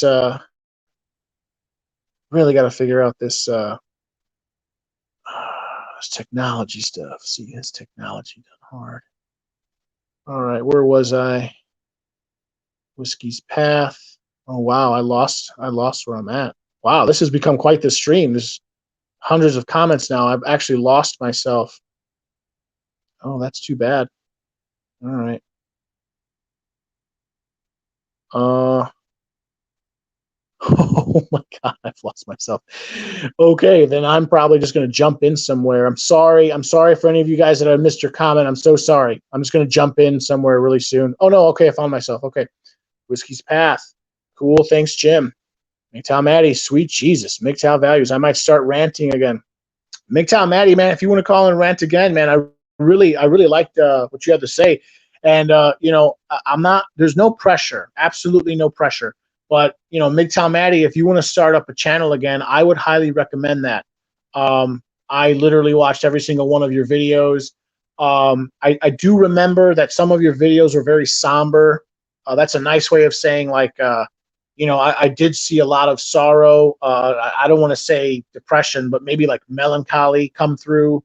You know, um, I was sort of at a very dark place in my life when I first started listening to your videos, and I kind of consider you like older generation. You were making videos like 6, 7 years ago, and that's kind of when I got into MGTOW and red pill philosophies. Um, and I remember you talking about how like the pain really never goes away. I know that you would. I can't remember if you had been married or if you were just. No. I think you were in a long-term relationship with a woman. I know you have a child as well, and you were talking about how you wanted things to work out. You wanted things to work out, but they didn't, and hundreds of thousands of dollars later, and you're supporting the kid, and it's just the pain it causes. But yeah, I would like it. I would like it if you started up your channel again. Just food for thought. Shinobi Wan, yeah, if you join in late, the link isn't even there. Okay, I'm sorry about that. I didn't know that. I'll keep dropping the link every like 5, 6 minutes or something, 10 minutes maybe. All right, looks like someone else is in the chat. Tom Z1 Dafu. I can't read the whole thing. I'm gonna let him in. All right, Tom Z1 coming in. 3, 2, 1. Here we go. All right, I think he's live. Is this Tom Z? Yeah, it's supposed to be Tom's Wonderful. My ex-wife used to call me Mr. F and Wonderful, so I've had it since 2010. Okay. I'm sorry. Can you please repeat that like at least one or two more times? I'm a slow learner. Tom Z. Tom is wonderful. Tom's Wonderful. There it is. Tom, Well done. Tom is wonderful. Yeah, Tom's Wonderful. Tom's wonderful. Okay, cool. Tom's wonderful. Yeah. Hey, what's up? Thank you very much for joining the stream. How are you? First time, long time. How you doing? I'm doing great. I'm doing better now. I feel very energized by the stream. Oh, it's fantastic. I've seen a huge increase in men going their own way streams, red pill content streams. It's been just crazy. I've been on whiskeys. Yeah, so have I. I completely agree. I've seen what's the term? A marked increase in just everything. Just the within the lexicon of just regular society. I literally have heard people now in society use words like simp. I think the message is getting out there. I see more content creators. I see just overall more content. So yeah, I completely agree. Can you please take a couple minutes and introduce yourself to everyone? Who are you? Where are you from? What do you do? How old are you? Anything? Sure. I'm from Connecticut, New England area. I'm about 68 miles from New York City. I'm older. I'm like 61. I still have a 15-year-old son I'm taking care of. I was married 3 times, 1 divorce, and my 2 other wives passed away while I was married to them. So, wow. Yeah, I ended up with a total of 8 kids, 8 grandkids. Whoa, you have 8 children? Yeah, 4 of them were from my first and second wives, and the third one I picked up my deceased wife's other kids, and then all their grandkids. So, yeah, Been there, done that a couple times, man. I'll tell you, Okay. it's easier to bury your wife than it is to divorce her. I know that sounds kind of pretty ominous, but you know, they passed away, both of them. One was 34, I was 42, I think 43. It was her first kid, and then Okay. I waited a couple. My son was 13 months old at the time. I raised him up. 4.5 years later, I married my third wife. She was widowed, and because I just said to hell with divorced women. It's like, you know, and the good book says take care of widows and orphans. And I figured, well, okay, I guess I can get God in on this thing. It's like, okay, well, let's get married. I was still rather blue pilled, but I was kind of so the fuse was lit for red pill, you know, red pill awareness. I got married. My third wife was awesome. She was totally into me. She was grateful for all the things I did. But the difference was with my third wife that I bought the house for her. I bought, you know, the new car for her, but it was always in my name. Because in the back of my head, I said, if this woman wants to leave me and take half of my stuff, I'm going to make it tough for her. Because, you know, it's like, oh, you're going to split it up. Well, it belongs to me. I've been taking care of it. She's an occupant, sure. But she always knew that it was my stuff and she was with me and she should be happy to be with me. I never had to say it, but the implication was there. It's like, look, you're responsible for nothing. If you want to get up and leave, you can leave. Or if I want to throw you out, you can go. You know, it never came to that, but yeah. But I got interested in Mgtow around 2013, 2014, around there. Sure, me too. What Well, happened? well, my wife was nuts. Okay, lovingly so, but you know, she had issues. It was her kids. They were like, the girls were like absolutely out of control. In fact, the day that my third wife passed away, she had a 13-year-old daughter. That the day she died at 3 o'clock in the afternoon, by 8 o'clock, she lost her virginity. She was hanging out with other people. She ended up getting involved with like, she'd bring her ninjas over the house and they would actually film them railing her from behind. She's 13 now. And then it got Wow. passed around at the school, and I have to go to the police station. They got to try to scrub this. She thought it was hilarious. So yeah, I dove deep. I mean, the red pill, just like that was it. I took the red pill by the fistful.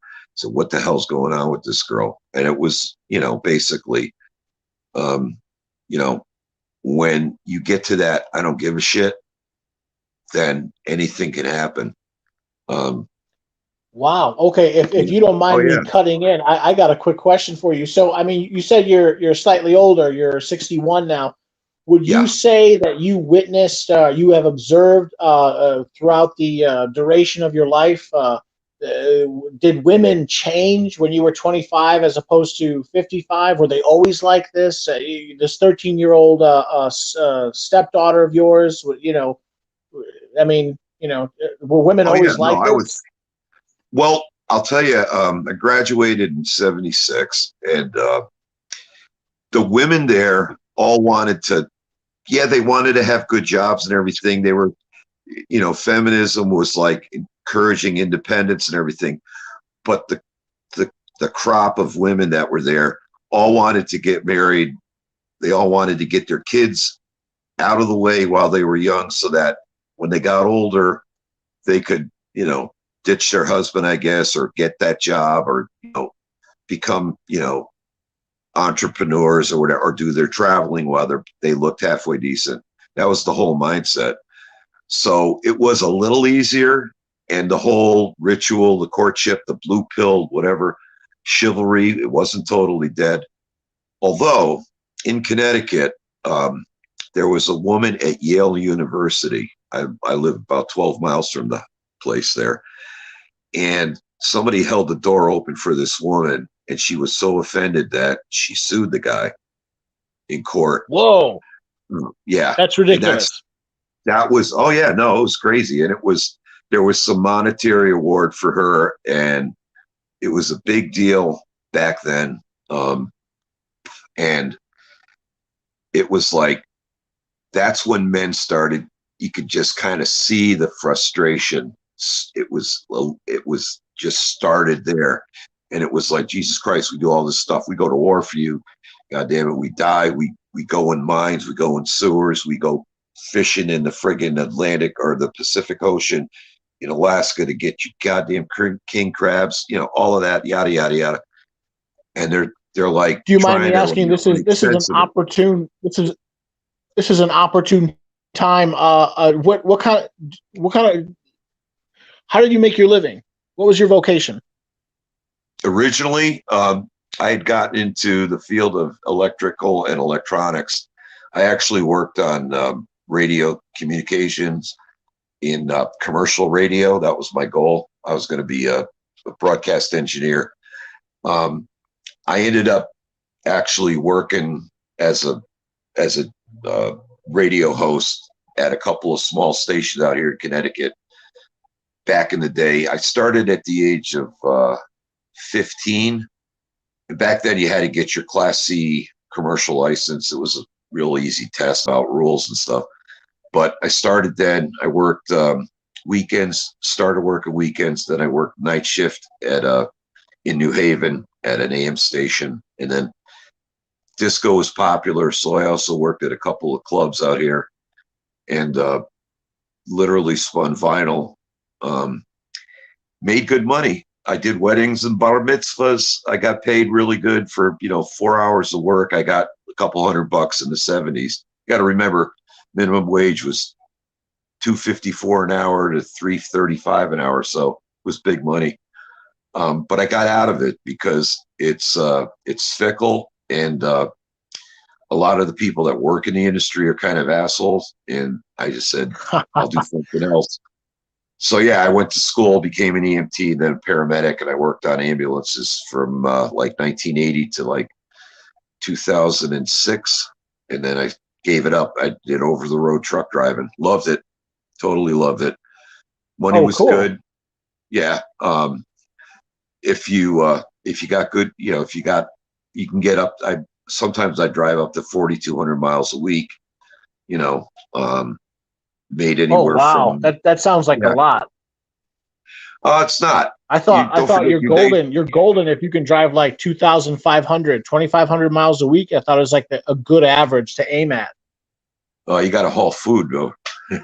Food is perishable. Okay, no, I don't know. No, I worked for Trans Am out of Olathe, Kansas, and I drove refrigerated stuff. And there's not a lot of refrigerated companies. I mean, there's a couple out there. You got Prime and all that, but in Navajo, I mean, those are like refrigerated stuff. But yeah, hauling beef from the Midwest out to the hungry folks on the East Coast. I mean, it's money year round. It's like turn around quick, get back. We got more. So yeah, you could do good. Yeah, right. It's food, right? There's always going to be a load. Oh yeah, yeah. I mean, van driving. I mean, hauling goods. Like just regular goods, like toys or 75 prefab showers for Lowe's. You come from New Jersey, you go out to Cheyenne, drop it off there. Good money. Money's good. I did company driving. I made up about 70 something thousand a year. Yeah, about 70,000, 80,000. There were times when I wanted to push myself, and there were times when I was like, yeah, I took my time. I mean, it was totally up to me. But when my son's mom passed away, he was 13 months old. And so I remember that she had no family. I didn't have insurance on her because we'd only been married for about a little over a year.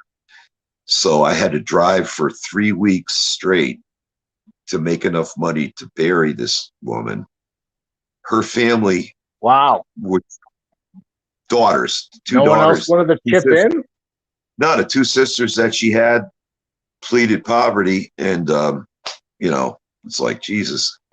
The grandmother did have an insurance policy from when the old lady was a kid, like this Gerber life policy. It was like $1,800.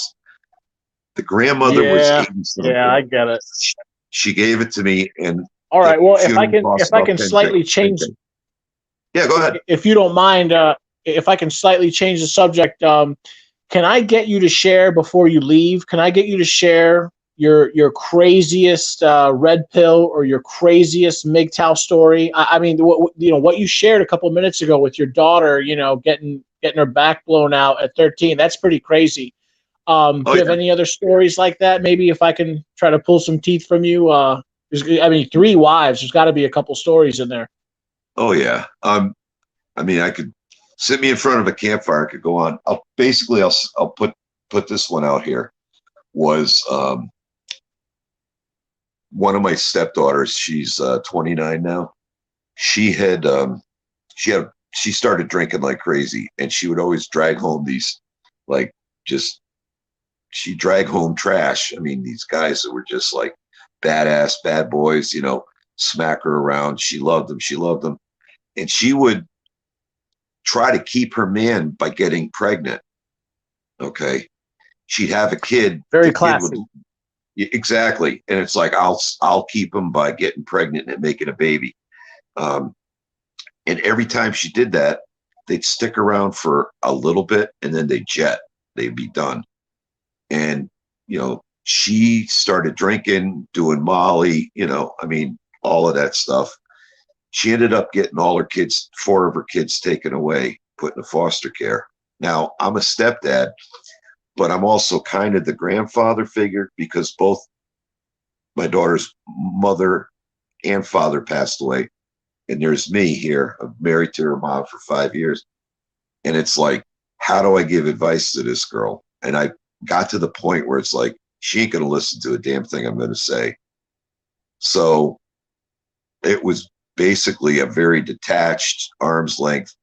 No, you figure it out. You're doing good. It's just like BS her. I had to shut off. She always asked for money. I said, I don't have it. I cut her off.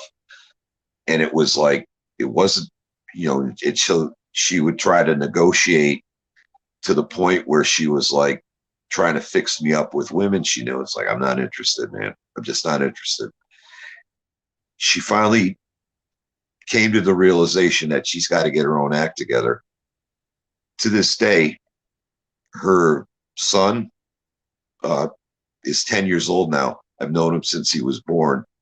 He calls me more than he calls his mom, because he says his mom lies to him all. Yep. Unbelievable. Oh, And a shocker. Shocker there. No, it's not a shock at all. So I don't know if that's crazy enough, but yeah. No, I was being facetious, but yeah. I hear you. That right there, I thought, maybe I'm making a big deal out of Mgtow. Maybe it's like, I'm just, I just am, sour grapes, whatever. Truth of the matter is like, this whole thing has saved my life. I'm not kidding, because if I didn't have the knowledge that people sitting down and just talking about female nature and how women can fuck with you and all that, if I didn't have that before my third wife died, and before all this stuff happened with her kids, my stepkids, if it didn't happen with them, I don't know. I'd probably be some drunk sitting by the tracks getting shit faced, being taken to the hospital or whatever, or to be dead. Honestly, you have no idea, just hearing how women behave, how it's all about, they can't love you. The best you can get out of them is, do they respect you? Knowing that much was enough for me to not really fret about the daughter losing her kids. The girl, the other daughter, she wants attention. She wants to be edgy. this is what she did. It's like constant. I mean, she ended up like losing it. She went to a mental hospital. They put her in a special program. That daughter's 18 now. I have no idea what she's up to. I walked away from it. I wouldn't have been able to do that if I wasn't Mgtow, if I was still blue pill. You know, toxic people, you got to cut them out of your life. And some of the most toxic people could be in your own I family. agree 100%. Dude, Even if they're family, you know, it's better to just walk away. I completely agree. oh yeah, no, and I'll say this, and I'll let you get on to someone else. As for me, it's like the red pill is real important because people need to hear what's going on. For me personally, I had to go black pill. Like I had to conclude that there's no way to change what's going on with these women. And and as far as simps are desperate to like connect with women that don't want to connect with them. And it's like, once I got to that point and went black pill, that was the time that it's like, I felt like this wave of relief hit me. It's like, I don't have to screw around with it. I don't have to get on the plantation and pull the plow for these broads. I don't have to play their games. It's like, I'm out. And so I was the slave that escaped from the plantation that everybody wants me on. They want women in my life because women can mess with you, control you. They can break you down. They can take your money. They can break your spirit. It's like when I walked out, when I cut the chains and walked off the plantation, it's like been totally different. It's not about making money. It's like, how much do I need to pay? And it's like right now, my son and I, we live on about maybe $800 a month, and he's 15. And oh yeah, it's fantastic. So going Mgtow, it's like you don't get caught up in the whole thing. Oh, you're an alpha, you're a beta. That's what they say in the plantation. They rank you, you know, alpha here, beta there. It's like, fuck that. It's like, I ain't nothing like Okay. that. One last question for you. Can Yeah, you, go ahead. your son, I'm sorry, you said your son is how old? He's 15? Yeah. I was busy. So, you know, do you actively instruct your son on what we would call red pill content? Do you talk to your son about Mgtow, or, you know, the nature Oh of yeah, no. females and the dynamic? Or He hears me listening to this. I take my daily dose of red pills, to quote somebody. I watch Mgtow videos every day. I look at women like like an alcoholic looks at a recovering alcoholic looks at alcohol. It's like, you know, I don't know if you're familiar with the 12-step program, but in AA, for instance, I changed it around. yes, I am. Okay. All right. I am powerless over women and my life has become unmanageable. Think of that. Okay. You know what the progression of the steps are after that. It's like, if you take alcohol out of the big book and put women in it, or female nature or whatever, it's like, you know, they say that alcohol is cunning, baffling, powerful. Hey, you know what? Women are cunning, baffling, powerful. They can mess you up in a second. So that's my approach when I deal with Mgtow. And you know, I even have what I call a sobriety a day when all this ended. It was the last time I had sex with my third wife before she passed away. It was back in February of 2016. It was the 25th, actually. It's like, I remember that. I've been monk since then. I haven't, you know, I tried dating. I took a couple women out to dinner, and it was like, it's just a mess. It's like it's like they wanted the game to commence, and I was like, nah, I'm done, man.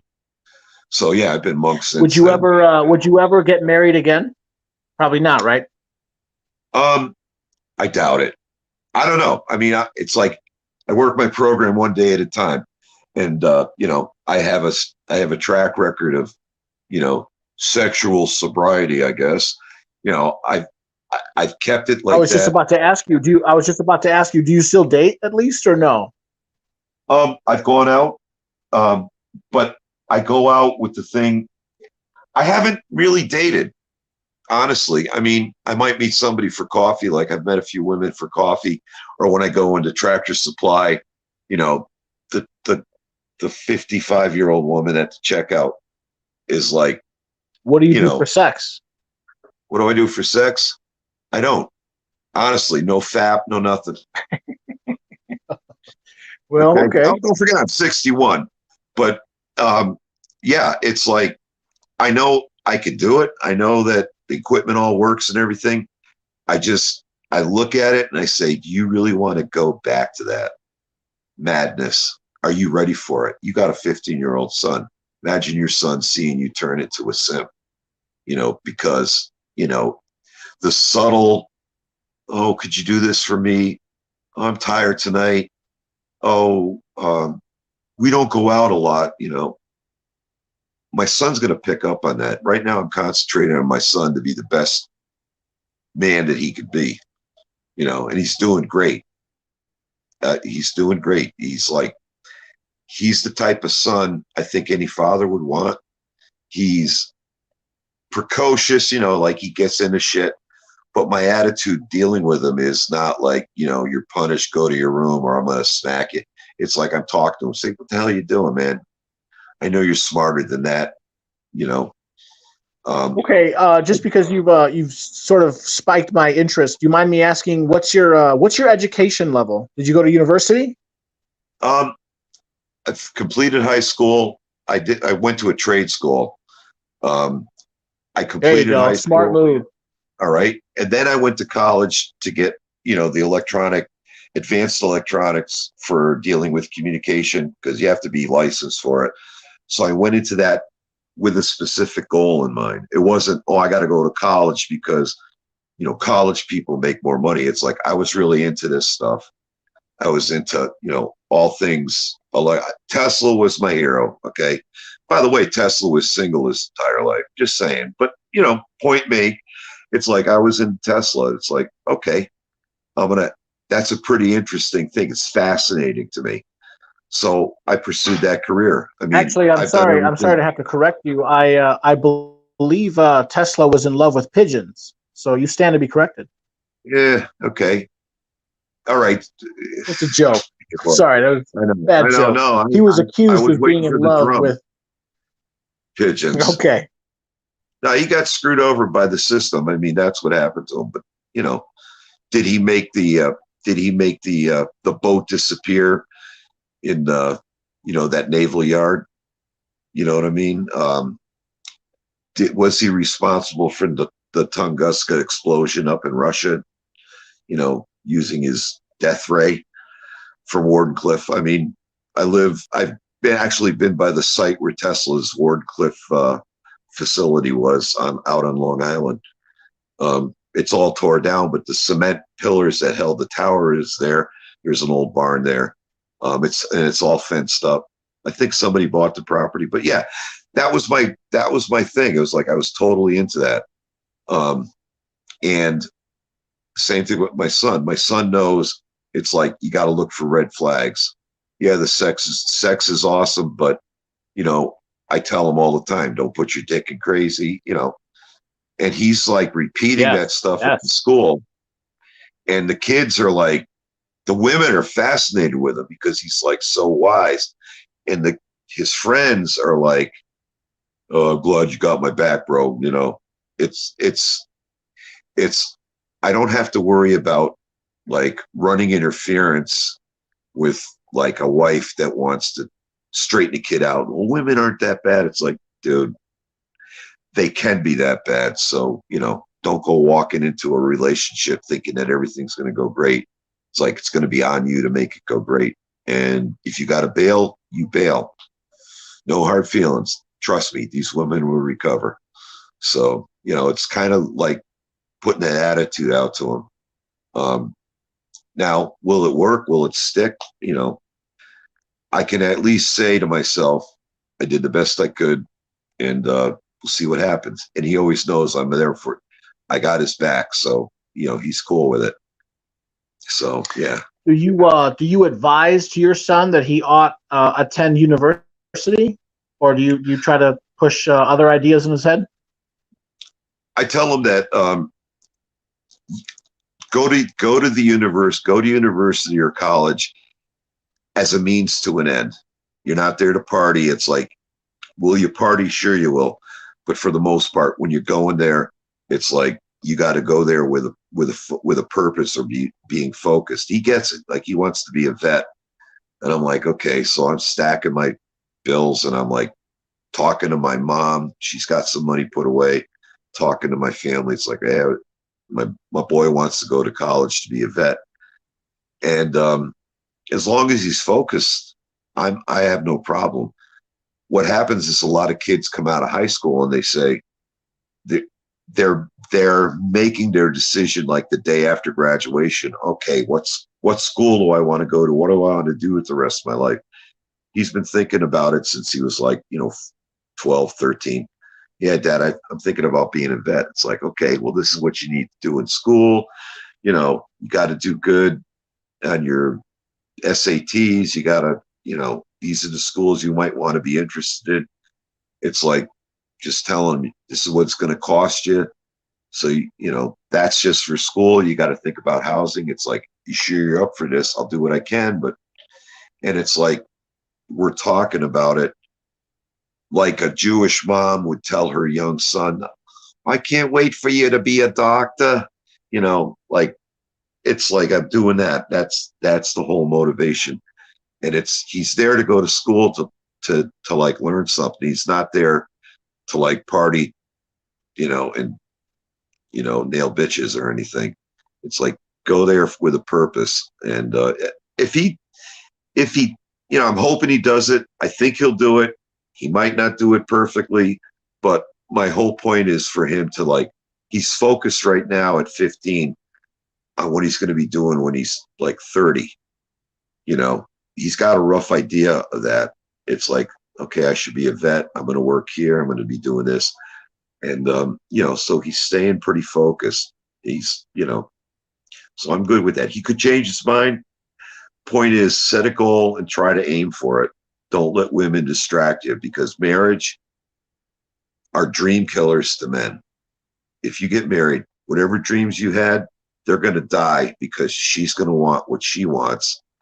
And, most men are going to like, because they want to get some ass, they're going to cater to her.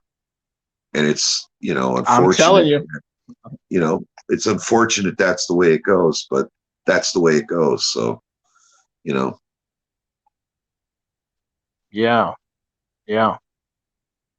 So anyway, I hope All that right. I hope that I covered it. You said you were truck driving. Just before I go, you said you were into truck driving. Yeah. So, I got my A-class CDL like 3 years ago now, 2.5 years ago, three years ago. Yep. Almost immediately, literally within like days, within like less than 2 weeks, I got a job working for it's called Jewel-Osco. Jewel-Osco is like a very large food supermarket here. I can't remember who they're. Kroger's is our main competitor. I can't remember. It's Kroger's, and then the other major company. We're owned by another. We're a subsidiary of like this larger. Yeah. I work for a grocer, but it's a 24-foot refrigerated box truck. Now I'm looking to move up to like what you did, like what's it called, a 53-foot. What's that? I'm sorry. They were being articulated. You have the cab, and you have the power unit, then you have the trailer, the semi behind you. And the trailer. So there's two separate chassis. I think it's called a Type 2 combination vehicle.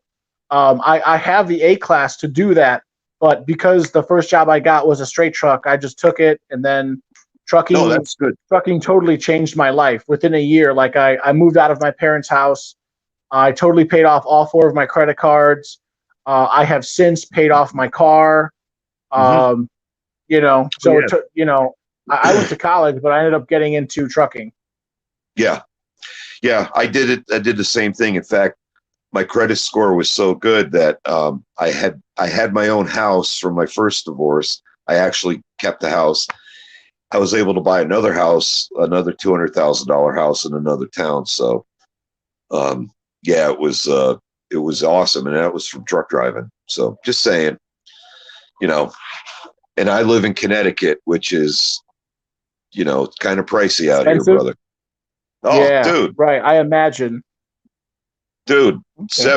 71 mil rate. Yeah, it's crazy. It's like, $150,000 house. You got to pay like 2,800 a month, a year for property taxes. Just start there, and goes up from there. Wait. I'm sorry, Tom. Can you repeat that again? How much do you pay every year in real estate taxes? For the town I live in, it's about I'd say 2,880, but I'll say 3,000 a year. And Okay. so that's about 71 mil rate. So many cents, so many dollars on 1,000. So yeah, it's high. I mean, out in Kansas, $300 a year for property taxes is like kind of typical, especially out in the country. So it gets pricey out here.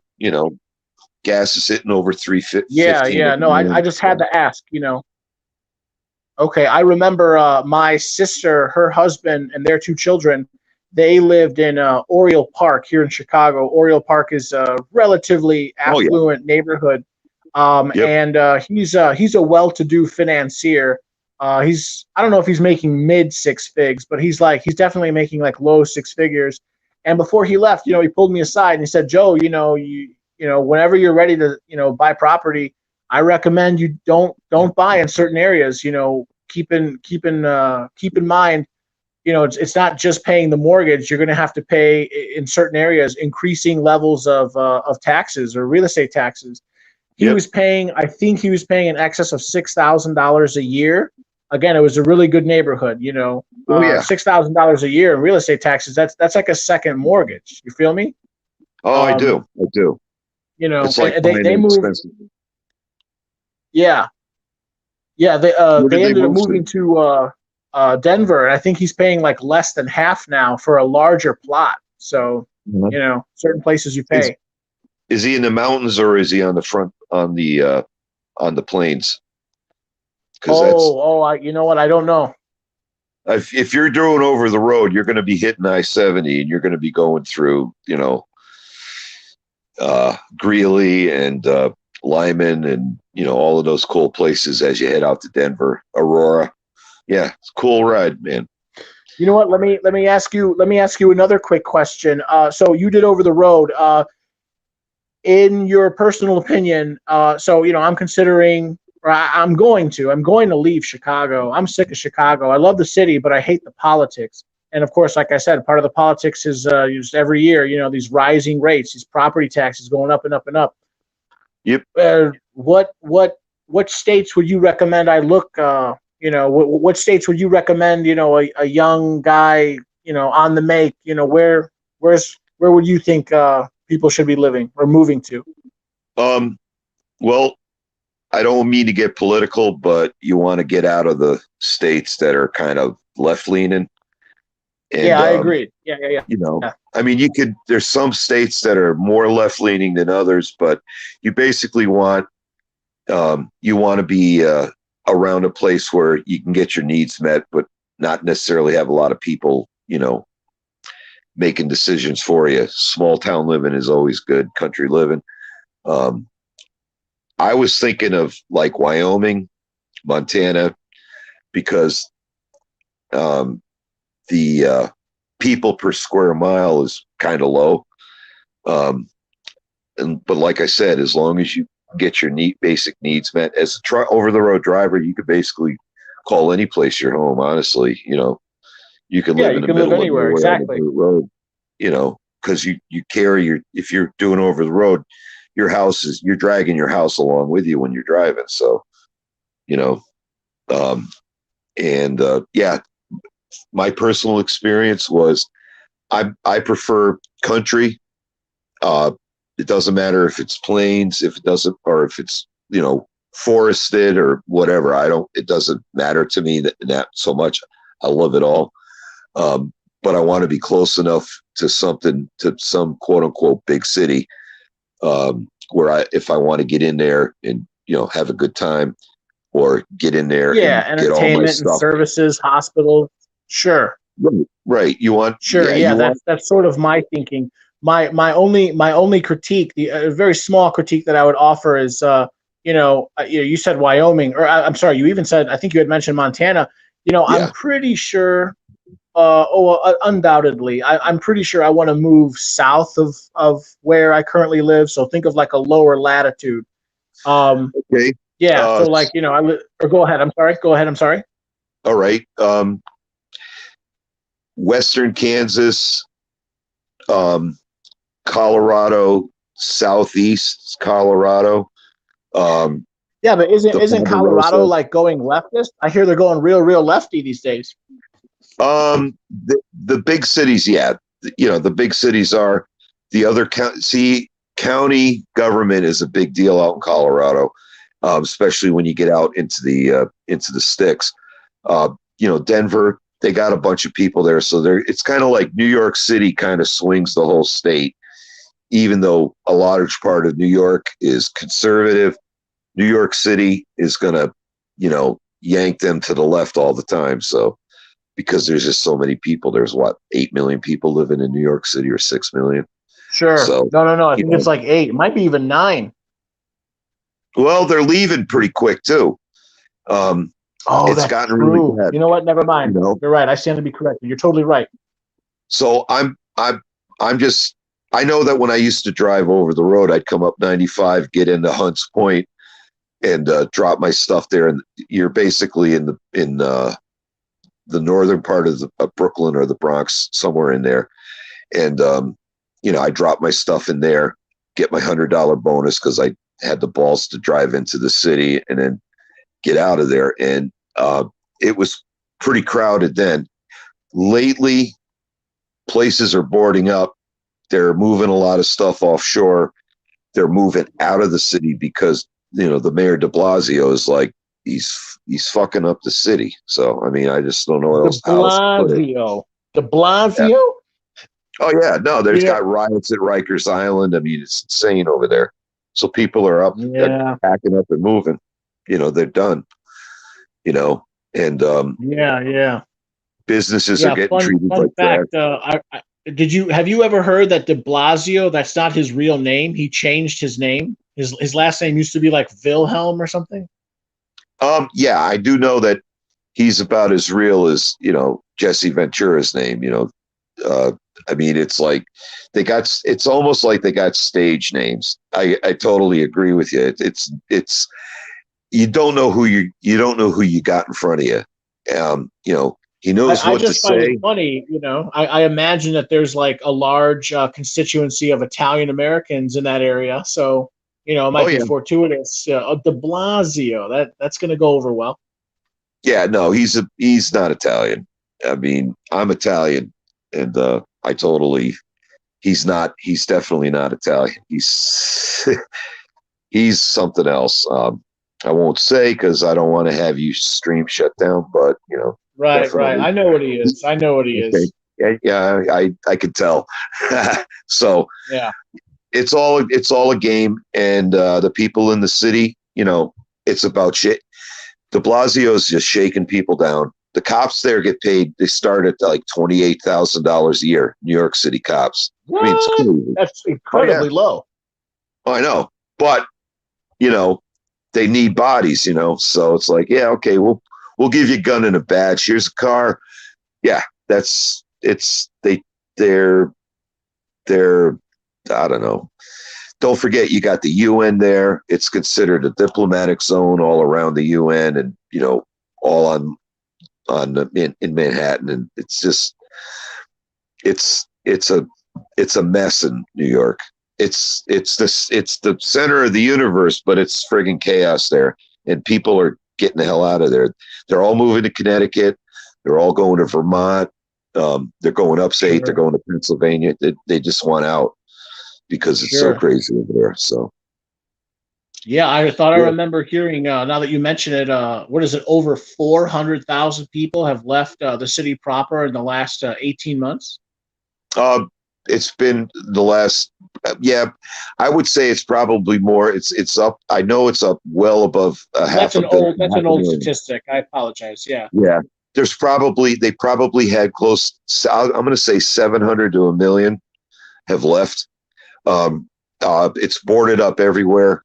The rent moratorium, they said you can't evict people, and so there's been so many people that haven't paid their rent that landlords are like going bankrupt because they still have to pay taxes, Right. but they're not getting any income from the property they have, so they're just walking away from it, saying, "The hell with it, take it." I got a foreclosure on my property. Yeah, good. Bye. They don't care. That's how bad it's gotten. Yeah. Oh, yeah. Okay. Another question. I'm sorry to keep you so long. So you're from that area. You're from that general area. Is it true that there have been massive demonstrations, massive, people gathering, opposing all of this? I'm not going to refer to it by name. I'm going to call it the poke or the jab. Have you heard anything about this? Yeah, big time. State employees in Connecticut, you either get the poke, or some departments will say you got to get tested every week. Some departments say you either take it or we'll fire you.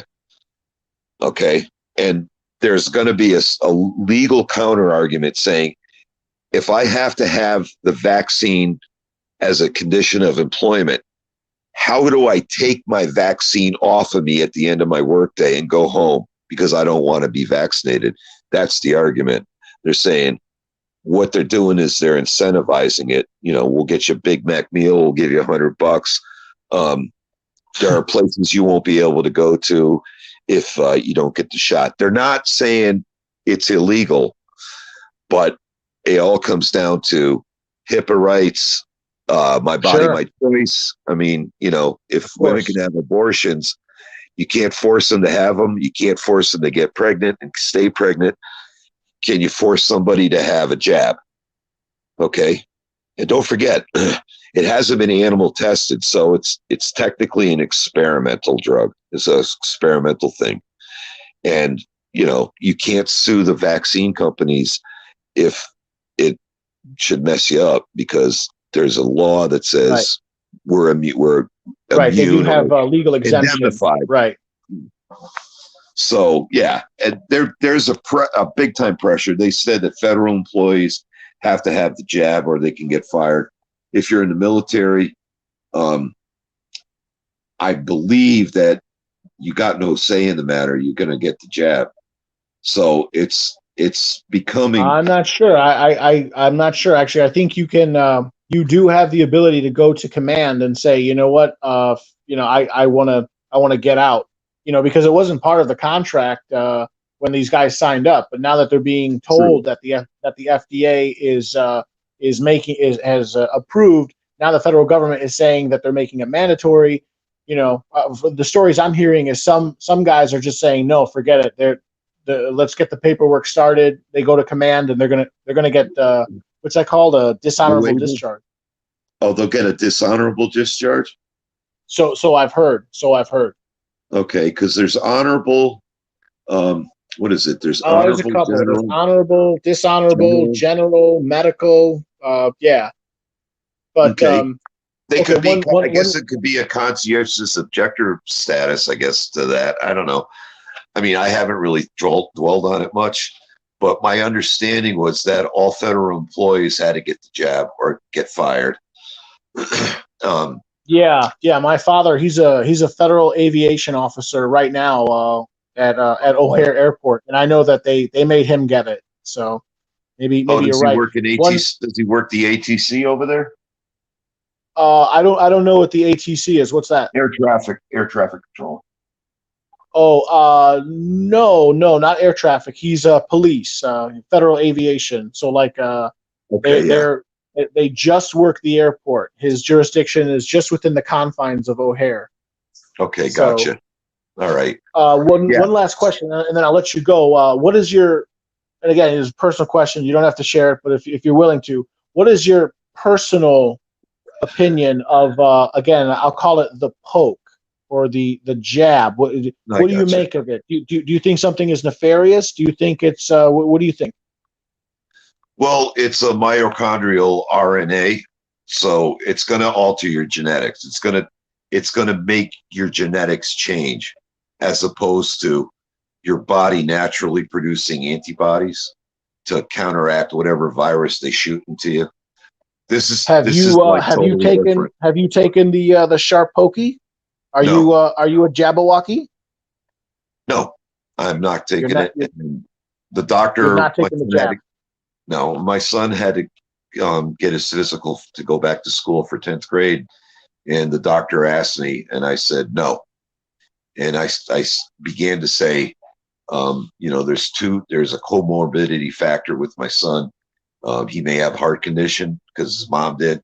So for that reason, no. And the doctor looked at me, smiled, and said, okay, no problem. I think the doctor is like, he's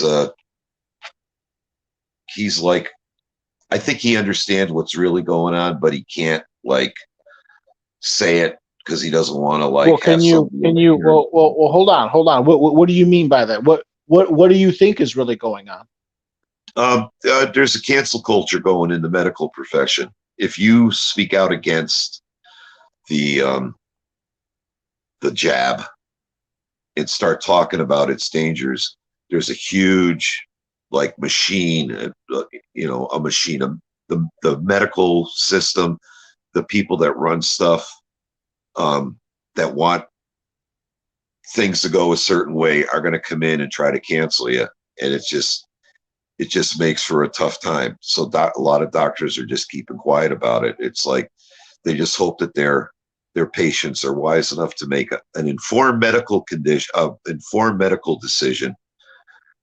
Okay. None of these pokes have been tested.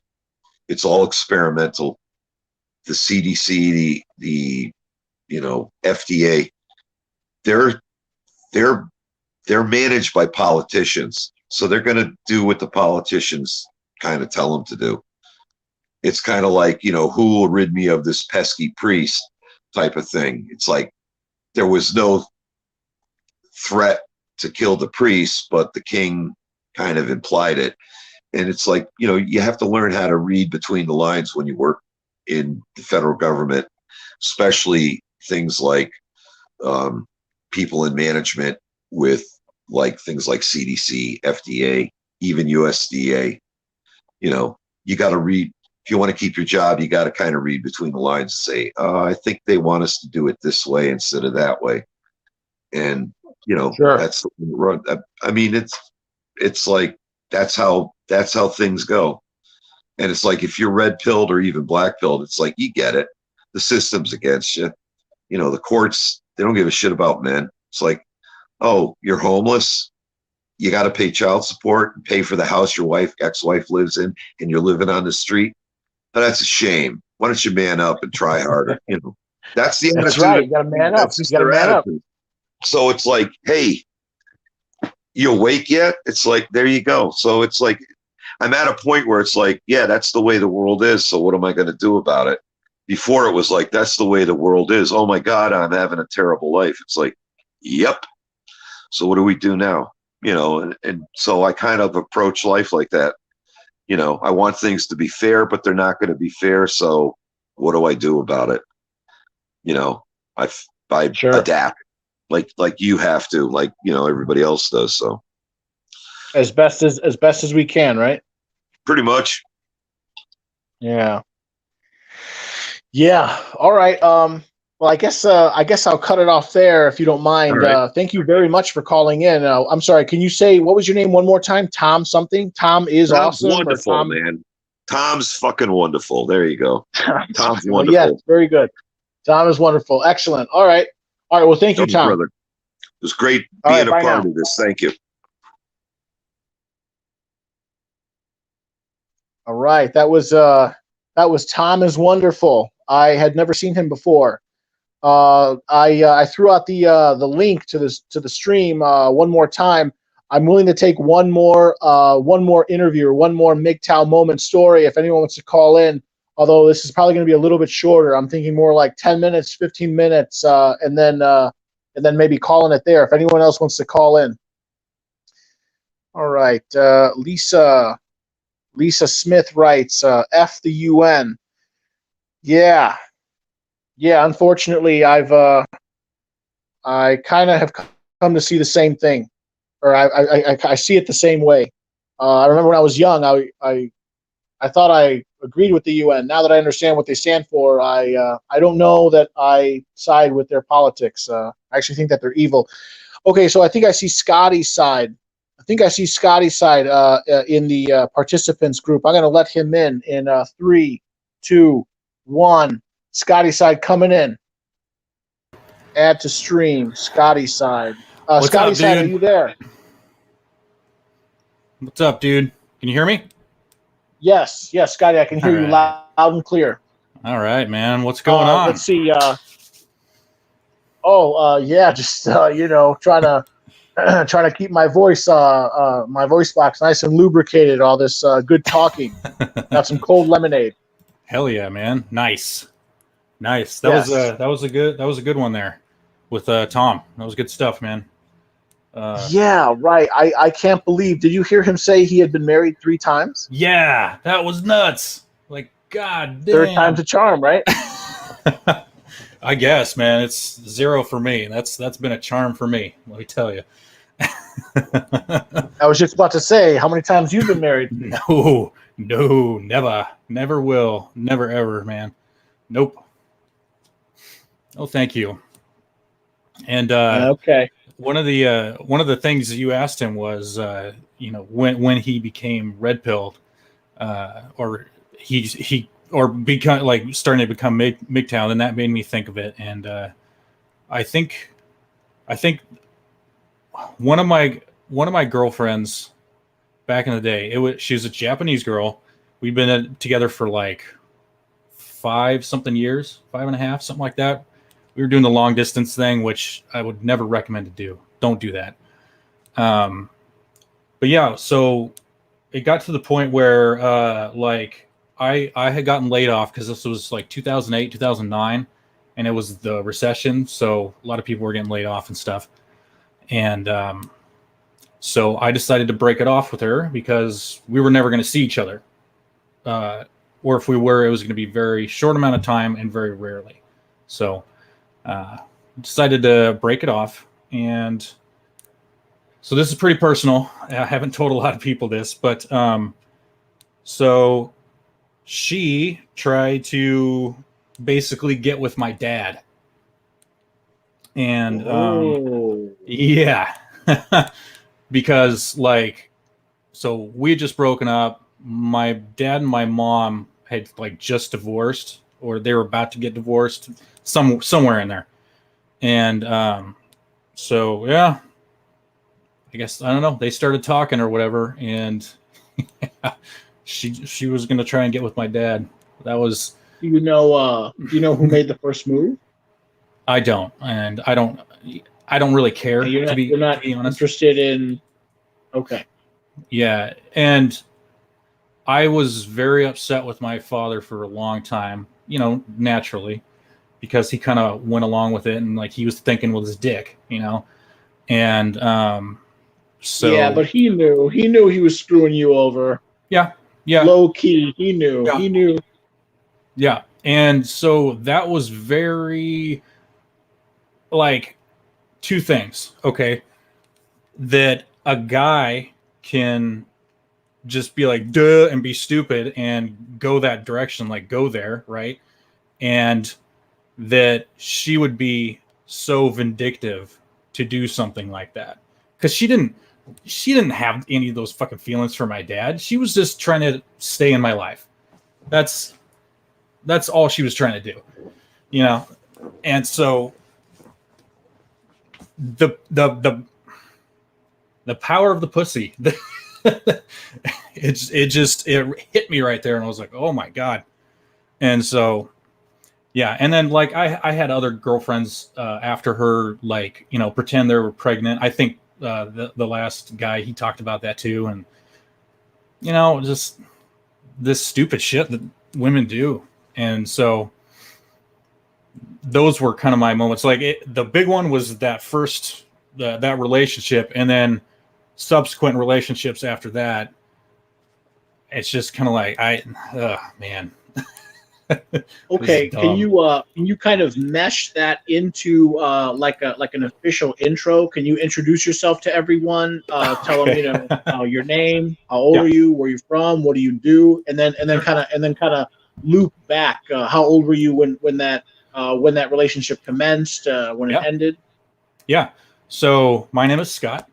I have my channel, Scotty Side, and I am 37 now, and I'm Yeah, I'm 37 as well. Yeah, and you're 5'10" too, right?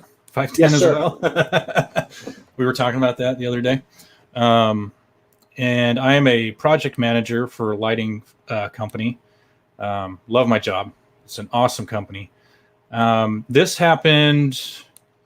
I met that Japanese girl when I was in college, so I was like 22, something like that. That's where I met her, or when I met her, and then that was 5.5 years. So I was about 27 when I broke up with her. So it was like almost exactly 10 years ago. Okay. Yeah. Yeah. And then, yeah. What else did you ask? I already forgot. Where do you hail from? What part of the country? Oh, I'm assuming yes. you're from the States. Yes, I am. Pacific Northwest? Yes, I am in Oregon. I am in. Yeah, I don't know why. I don't know how I got that. Maybe some of Yeah. your videos seem very alpine-y or something. Yeah, and I've mentioned it in a few of my videos that I live in the Portland area. So yeah, and it is very, very liberal here, as you can imagine. And is it Portland? Is it Portland or is it Portland? The other white meat. Yes, exactly. It is Portland. That is for sure. Okay. Ugh. I hear like every third female has either blue or purple hair. Is that what all the young kids are doing now? Yeah, it's pretty accurate. And, people say that for a reason. Does Antifa rule the streets in your local hood? No, thankfully not. That's kind of concentrated like downtown, maybe a little east Portland also. So no, I haven't had any run-ins with them or anything, thankfully. But I usually don't go to like downtown Portland or those parts of town. So yeah, it's not a big deal for me. But I sure do feel sorry for anyone that lives in those areas that has to put up with it. It sucks. Yeah, I'm sure it also hurts. Real estate prices and quality of life. And last place I'd be wanting to visit right now is any stronghold of Antifa, including what's it, the Chaz or the Chop or whatever, all that stuff. Yeah, so, they set up one of those down here. I don't know if it's still around, but there was like a little mini, no cop, zone or whatever they called it. And I think it got torn down pretty quick. It got taken care of. So it's pretty nuts. And you were talking about like the real estate thing, man. Here it is nuts. It is so insanely high.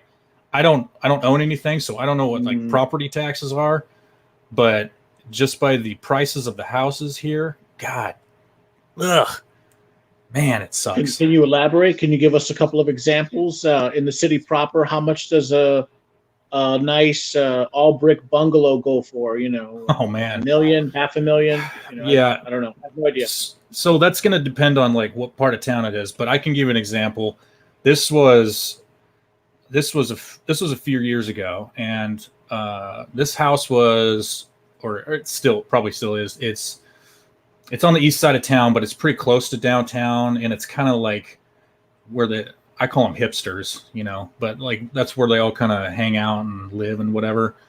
And it was like a normal 3-bedroom, 3-bedroom, 2-bath kind of house, just whatever, right? Normal house.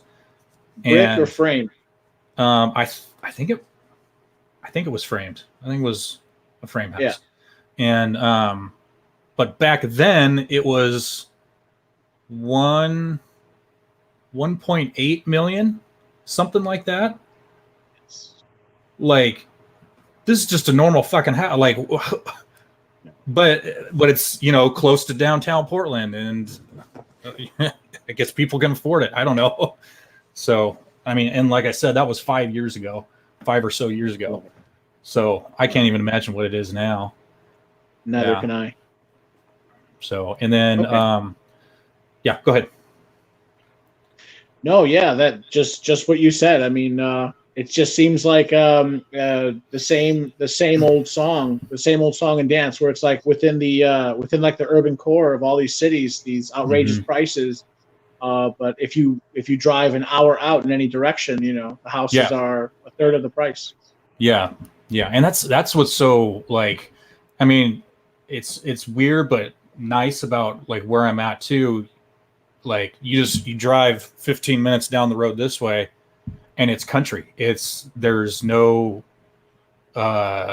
buildings and everything like that. It's all farm and all that kind of stuff. And I love that, you know. But it's such a disconnect, though. Like, there's such a cultural, like, boom, you're left in liberals, and then boom, you're you know, Republicans and all that. You know what I mean? Like, it's absolutely so weird. It's strikingly similar here in Chicago.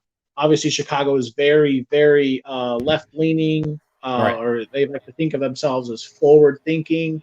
Yeah. Again, an hour and a half outside of the city in any direction. You know, it's very, very country, very Republican. People driving pickup trucks. You know. Yep. It's the same here. There's a lot of small little towns, and you know, feel like farm towns or whatever you want to call them. And right. It's just smaller towns. Yeah. And Scotty, if you don't mind, if I can segue back to your father and this girl for a second. Are you on good terms with your father these days, or did this rupture your relationship forever? Or? No. That I blew up, like, at my dad. Like, I was very pissed off at him, naturally. And so when that happened, it ended, and he kind of moved on. But I didn't talk to him for years and years. And the last few years, are you guys talking now? Are you guys on speaking terms now? Oh yeah. No, and we visit once in a while, and everything's fine, you know. And everything's peachy, huh? Yeah. He got remarried to someone, and you know, they're doing really well. So good, you know, they're happy, awesome. But yeah, so everything's fine now. Okay. Could you maybe possibly in the recesses of your mind, can you share with us maybe another Mgtow moment or a red pill moment? Have you ever been cheated on? False DV charges, anything like that? No false DV charges. I kind pregnancy scares. Yeah, no, I've had those. Yeah, I've had those. I think I've had 3. One was when I was in like high school, and it was just this chick I was banging or whatever. You know, you're 17. You're dumb. Yeah, sorry. You're dumb. You're dumb as hell. Yeah, you're dumb. You don't know what you're doing. I think she, like, being the age I am now and understanding women's nature a little more, I think she did it just to see what my reaction would be. Kind of like a shit test, if you will. And yeah, I don't think she even thought she was really pregnant. It was just a fuck with me or something like that. Another one was actually not too long ago. It was one of my last relationships, and I broke up with her because she was a piece of shit. Do you mind if I cuss on your channel? I already did, but no, it's fine. No, go ahead.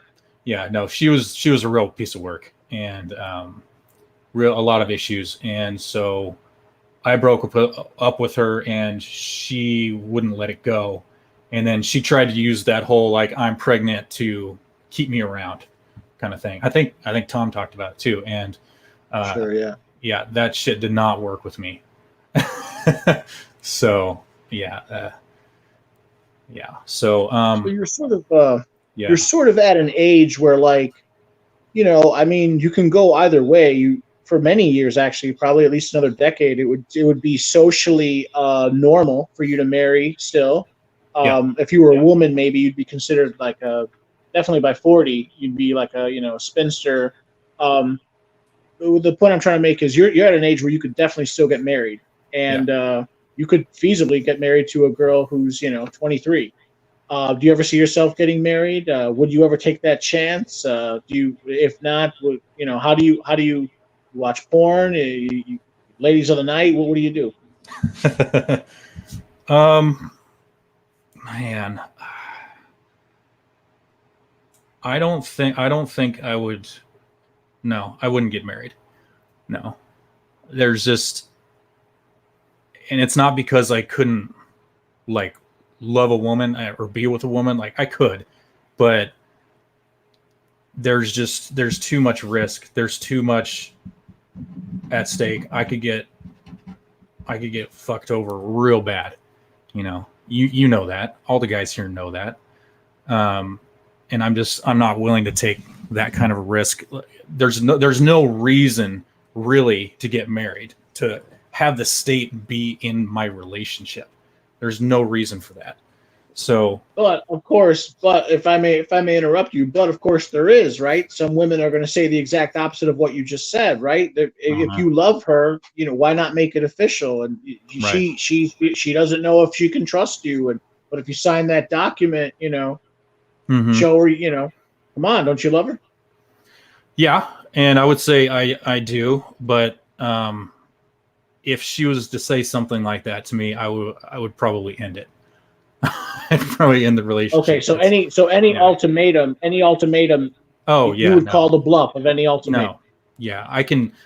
No, I don't deal with that. I don't put up with that. I am not afraid to, like Patrice O'Neill says, take the L. I am not afraid to do that.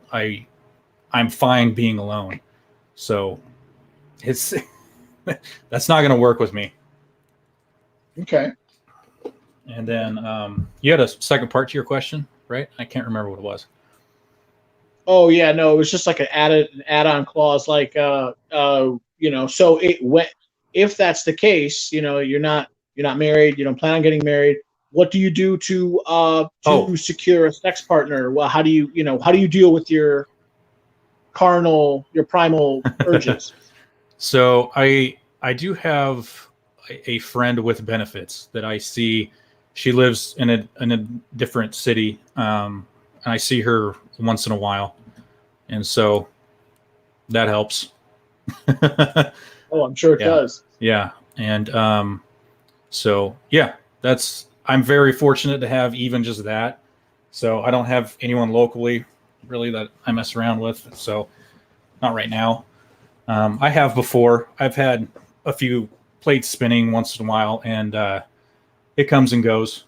And right now, I just have the one, but I don't know. That's enough for me.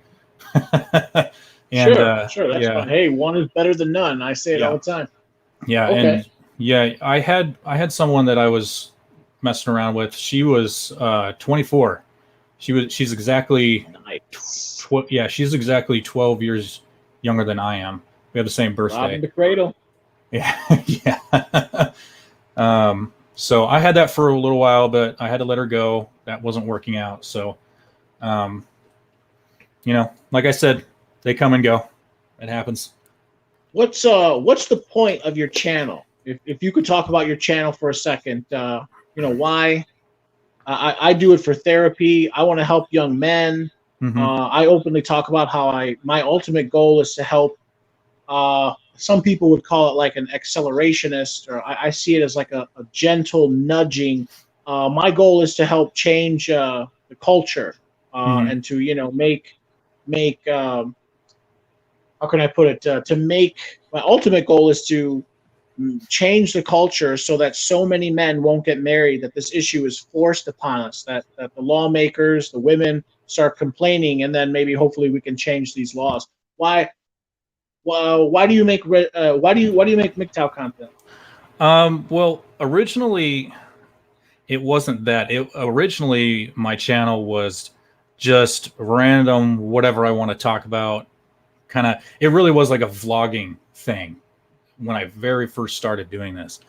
And then I don't know, it just kind of slowly morphed into the red pill Mgtow stuff because I started learning about it. I started watching more other videos about it, and so it was on my mind a lot. And when I very first started it, I had, I don't know, 20 subs or whatever, like no one.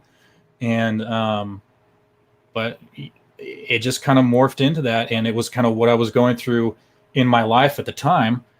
And it's kind of whatever I'm feeling and whatever I think about, and it is important that I want to discuss, share, is what I go with. So, you know, not all my videos are Mgtow stuff. Some of it's political. My last one was about the coof and getting the jab and all that stuff. So, Can you talk about that Yeah. for a minute? What are your thoughts on that, from top to bottom, left to right, top to bottom? yeah. What's your full analysis of that? Is it real? Is it phony? Is it science with spike proteins? Yeah. Well, I think it's tough. I think it's definitely a virus. It's definitely there, but like, I don't think it's as dangerous as the media is portraying it. It's been way overblown. It's been politicized. Is it part of a new world order Rockefeller eugenics operation to get us, boy? You understanding me now? Yeah, yeah. No, Well, I don't know. What do you think? I don't think it's some new world order. Sorry, people. I don't. If I'm very concerned that there has been no proper testing of this jab. You know, like, because some people will equate it to like, oh well, you have to have vaccines for polio and tetanus and blah blah blah blah blah. It's like, yeah, but those have been around for decades and have been researched to death. This was like, yeah, sure, it's good, stamp it and go. You know, I don't trust that. And so Well, maybe that's the point. So they can get you. they can get you. Yeah, I don't know. Maybe. Have you taken it? Have you taken it? No. Do you plan on taking it? No, I don't. No, I do not. I also gonna get real personal here again. I actually had a friend that I've known for probably 10 years or so. She died the other day from it. From the jab or from the from the Rona? From the Rona. Yeah, she actually died from it. She had an autoimmune disorder though, and she was very overweight, was not healthy. So a couple of comorbidities, maybe. Yes. But I think what made me the angriest is that she was vaccinated and she still died from it. And this thing is being, pushed. Wait, I'm sorry. It's okay. Go ahead. I didn't hear you. What did you just say? The thing that made you the angriest was what now? She was fully vaxxed. Oh. And she still died from COVID. Oh, okay. Well, let's not use that word. Let's try not to use the. Okay. The coof. Okay. She still died from the coof. Yeah. Okay. So, and this thing is this poke, this jab is being touted as like you're not going to die from it. That's all I've heard from the media is like, if you get it, you're totally safe. You're good. Well, I don't know. Obviously not, you know? And so it's crazy, you know, and her fiance, he got it too. And, he's fine. He recovered from it, but she didn't. And, it's just nuts, man. It's nuts. Yeah, of course, I'm sorry for your loss. That's never a good thing. Yeah, I don't know.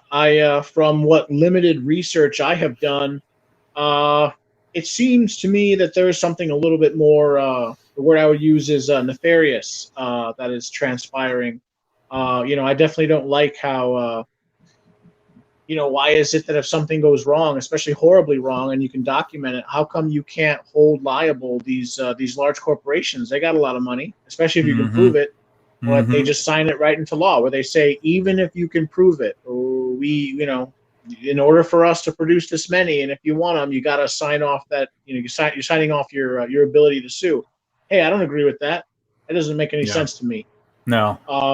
Nope.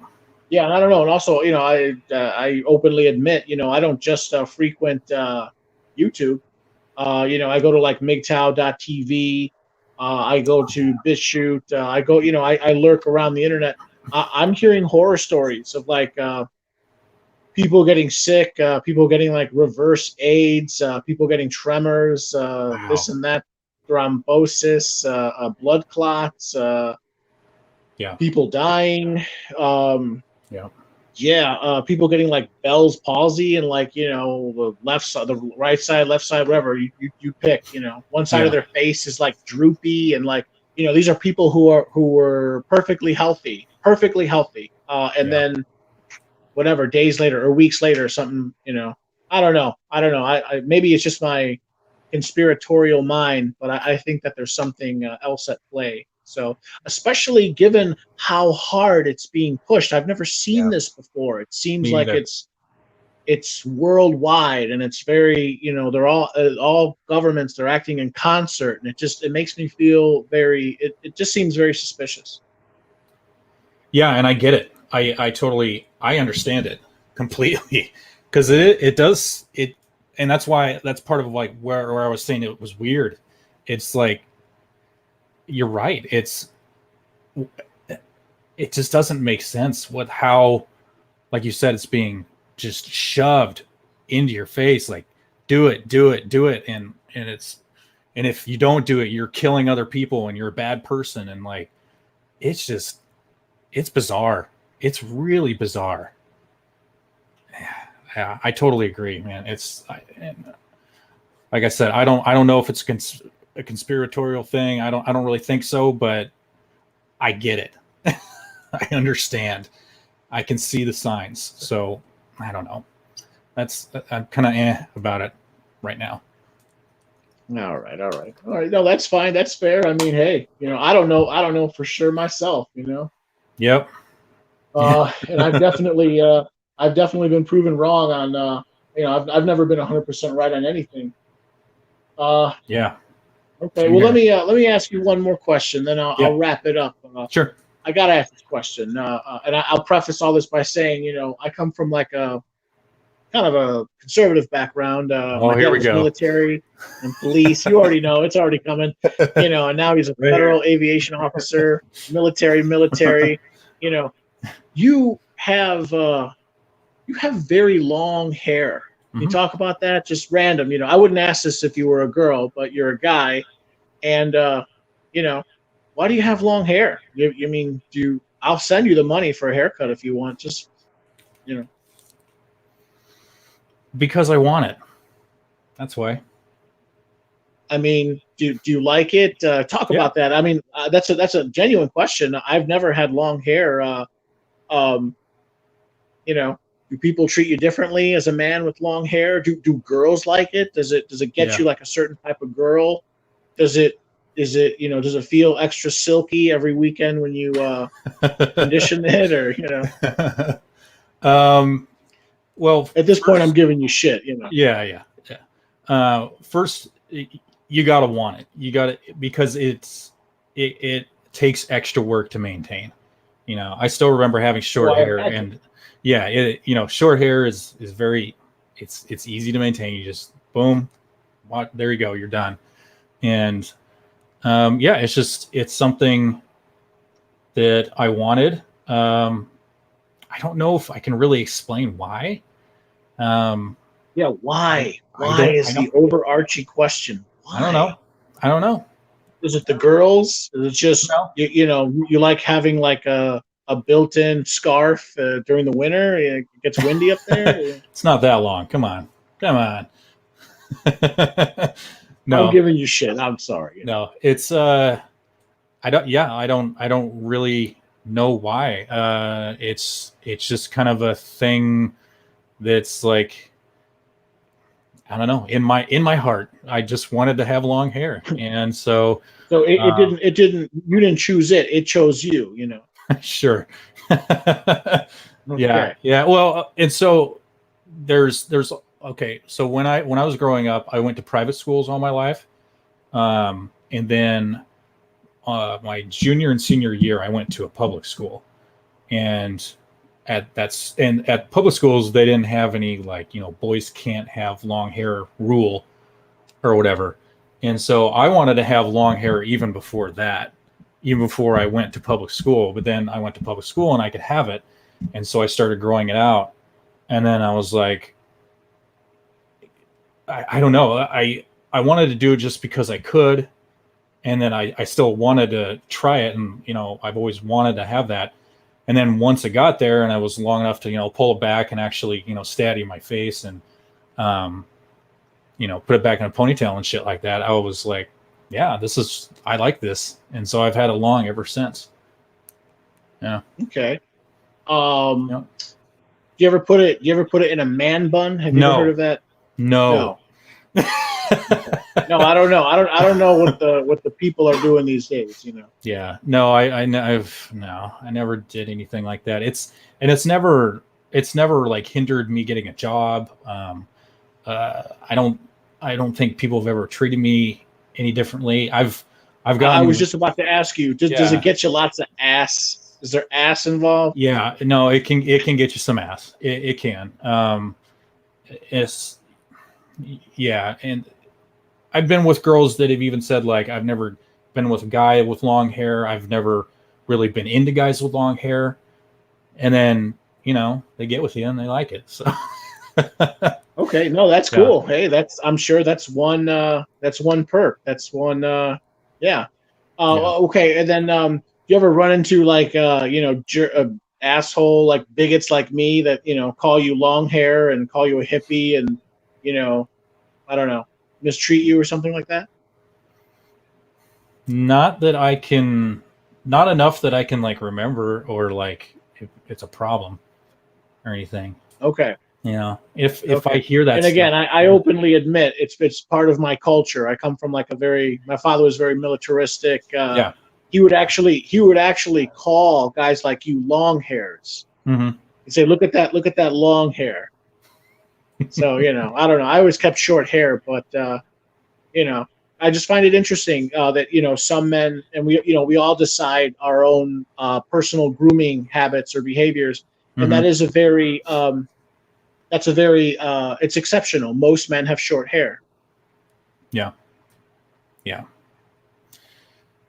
And I mean, do what you want to do, and I don't really care if someone doesn't like it.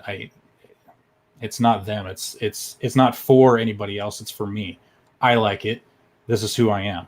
So there you go.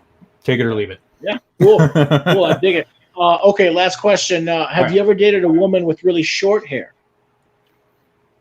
How short is really short? I don't know. I'm sorry. I'm just giving you shit, so, she's got never mind. That's a dumb question. Here, I'll give you this. I think most women I have dated, my hair was either longer or they were the same length. There you go. Sure, they were comparatively length. That's cool. And then lastly, if you have any final thoughts you want to share, please share them. And then also, if you can just quickly please feel free to shout out your own channel and just talk about it for a second. Oh, cool. Yeah, thank you. Yeah, my channel is Scotty Side.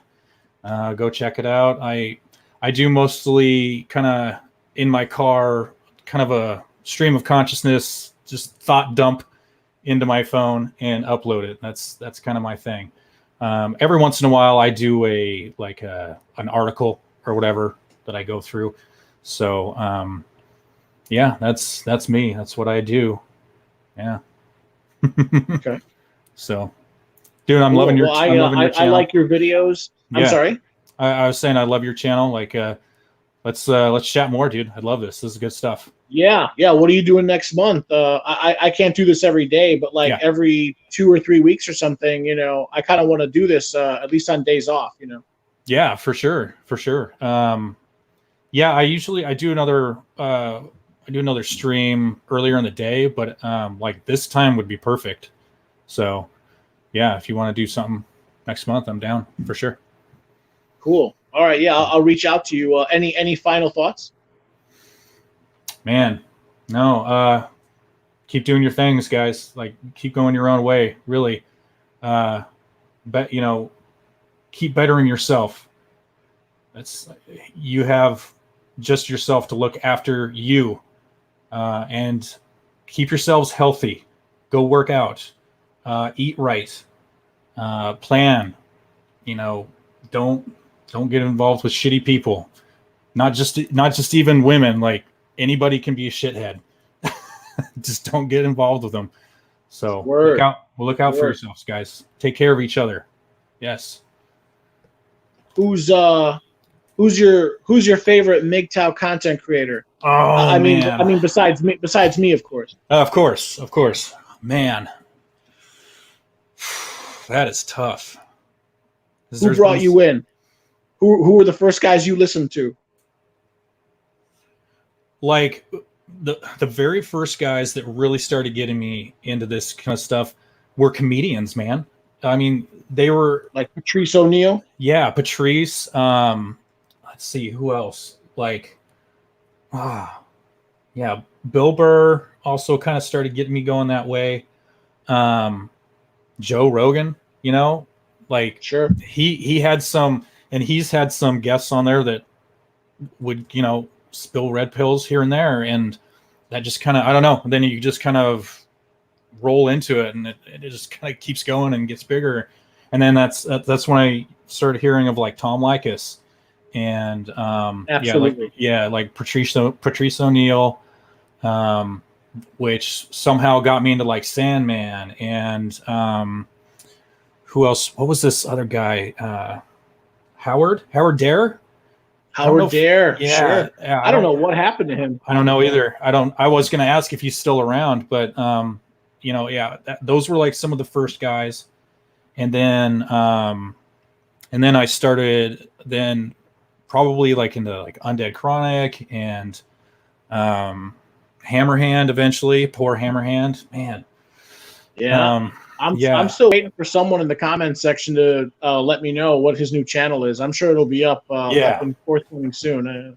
Yeah, for sure. And yeah, so that's kind of how it started, was like comedians. So no, that's fine. Hey, however, you know, whatever gets the ball rolling. Yeah, for sure. What about you? What got you into it, man? Well, you mentioned one of them. Tom Likas. So, you know, whenever I'm asked that question or I choose to share, I always go back to my last semester at university. I was forced as a prerequisite to graduate to write a research paper, and I didn't know then that I was Mgtow, but I was. The research paper was titled "The Coming Boy Crisis." And it was like a 12-page, I think, 10 or 12-page research paper. You know, it had to have at least like 5 cited sources, and you know, I talked all about like men and young men in post-secondary education. and how they're falling behind. How feminism is a direct cause of this. Nice. How the standards, standards are essentially the quality of our education is going down. Men are being pushed out of universities. The education is being feminized, which maybe helps women, but it doesn't help men. Sure. And how eventually this will have like large, enduring consequences for all of society, not just within the university world. And then whatever, I graduated, and then that was in 2012, and then like maybe 2 or 3 years later, I officially, or what I think is I officially started calling myself or thinking of myself as a Mgtow. I ran into the content, but the point is like I guess I had some of these notions even in my late 20s. I just had never heard of the actual acronym Mgtow. And then the very first people I was listening to was like, have you ever heard of Barbar? Otherwise known as Barbarossa. Yes. Yeah. Yeah. Barbarossa. Okay. Tom Likas. Tom Likas. Barbarossa. What is it? Razor Blade Candy. Spetsnaz or Spetsnaz. Yep. Heard of that one. Yep. I think he calls himself. He had another name. I can't remember. There were a number of them. Paul Proteus. There were a number of them. Liberation Y. Old guys. Yeah. But the ones that come to mind. The first ones would be like Tom Likas, and I guess Sandman, and Razorblade Candy. Yeah. Some of the old guys. Barbar. Yeah. And then after that, it's just whatever. I became a hardcore Mgtow even by 2015, maybe 7 years, 6 years ago. Yeah. Now I consider myself a hardcore Mgtow. And then now finally, I don't know, I grew the balls where now I'm starting to make content. I wish I had started years ago, but whatever. We're all on our path, I guess.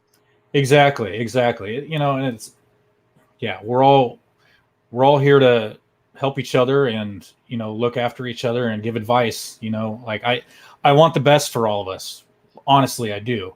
And so when I make videos, I try to give advice. Sometimes I don't. Sometimes I just rant. But hopefully, even in those rants and with your videos too, it can help someone and get them on the right path. So that's what I'm hoping for me, you, and everybody else. So sure. All right. Well, I guess I'll leave it there. Any finishing thoughts? Nope. I think I said it earlier, but thanks for having me on, man. This was fun. It's good stuff. You're more than welcome. I feel honored. Thank you again. Yeah. All right, man. Talk to you later. All right, everyone. That was Scotty Side. All right. I guess I'm gonna kind of just leave it there, guys. I'm sorry. I only planned on going like an hour, maybe an hour and a half. This turned into more than double that. I'd love to. Not right now, but at a later point in time, I will be happy to do this again. Who knows? Maybe I'll make like a series out of it. So I hope you guys enjoyed, and you're all welcome. And thank you very much for spending a couple hours. I'll call this like Mgtow hour. All right, guys, take care. This is the Mgtow Cowboy. If you like my content, please like, please comment, please subscribe, and please share. And I'll leave it there. All right, bye now, everyone.